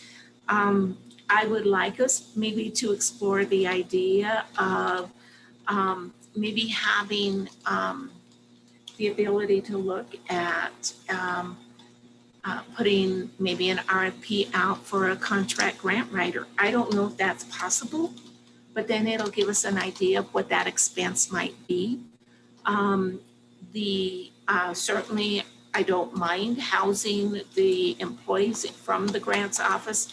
In my office, we have the space for 2 individuals. And if we have someone that we hire outside as a contractor, generally they would come in and meet with Bailey, and if we hire another position, I would like to, if at all possible, keep Bailey involved, because this is a person that would work with her. And as I mentioned, she's always stepped up to the plate and has never complained. I can say now you saw Kayla present on behalf of Bailey's absence. Kayla, Amanda, and myself took on the responsibilities in Bailey's absence. So we hope that we don't drop the ball in anything that needs to be done. You can see that the vouchers have been processed, that the work is continuing. We are really working very, very hard with everybody that we need to help with. And so thank you for the opportunity to allow me just to offer my perspective of it. Grants has a great big portfolio, and I agree that we need to grow our grants. Commissioners, any questions, thoughts? Can we put Bailey on the hiring committee? So Jackie, I just want to make sure I understand. Did you think that a person, or you would like to think about a person and also contracting for writing and research for grants? I personally would like to look for a person to help Bailey. Okay. But then contract a grant writer. That's Okay, I just want to make sure I understood. I have met with Jackie and Bailey on a couple occasions to discuss the grants department and discuss Bailey's skills and abilities within the department. I would just put on record that I agree with Jackie's assessment. From an HR perspective, a grants writer is a very difficult position to fill. It's a very unique skill that not everyone has. And I think that's part of the problem that we've had trying to find a grants writer or grants manager, is because it's such a unique skill that you either know it or you don't. And so I foresee the department being just that maybe we find a contractor to write our grants. that's outside of the county, and then bringing in a secondary person in the grants department to help Bailey. One, because of instances like right now, as you guys know, she had her baby, and so there is no one in the department to help if she's sick or not able to come to work. But two, the amount of work that Bailey's doing on the back end, the reporting, I can't even go. There's many duties that could be split between two individuals, and so to me that makes sense. Let's contract and pay somebody to help us write the grants, and then we've got two people doing all of the work on the back end. So, okay, I would like somebody who's conversant in grant research software, because it's really important to do that. That'll help you save time and money and opportunities. So I agree with you. I think that's a. Commissioners, anything? So I'm hearing that a position, and then maybe research what grant writing would cost us on a yearly basis, and whether we come out of our budget or we put that into the directive for the coming budget, for people to just budget that into their grant, into their budget. That might be an interesting perspective. I agree. Without question, maybe the person we hired can write some grants or reapplications or amendments or whatever to existing grants. But I think because of the diversity of needs of all the different departments in this county, we will end up outsourcing some grant writing sometime, regardless of how good of a writer we get. So maybe the grant writing aspect can be, I guess, a good thing, but maybe not the thing that we're actually searching for. The primary skill that we're targeting may not be the writing. It just might be an accessory skill. So Christina, do you have what you think you need going forward? I also think is an important part when this position is hired to have a work session around grants, because I really do want to put some sideboards on what it happens with those people, right? I don't want one department having those people working for them 12 months of the year. And that was part of the conversation, and part of that GIS grant survey was to say, it might be healthcare this 3 months, you have priority, but you're going to be on the back burner for the other 9 months. And then I think when I hear about people doing administrative work, like setting up hotel reservations, and that is not something that I find to be particularly useful in the grants department. And so I want other organizations to be able to handle that on their own. And so I want to be really informed and really have an open discussion with program heads and department heads and say, this is where we're going with this grants department. Help us design it so it's successful for everybody, so we don't come back in 3 months and need another grants person. Jennifer, you had something to say, please.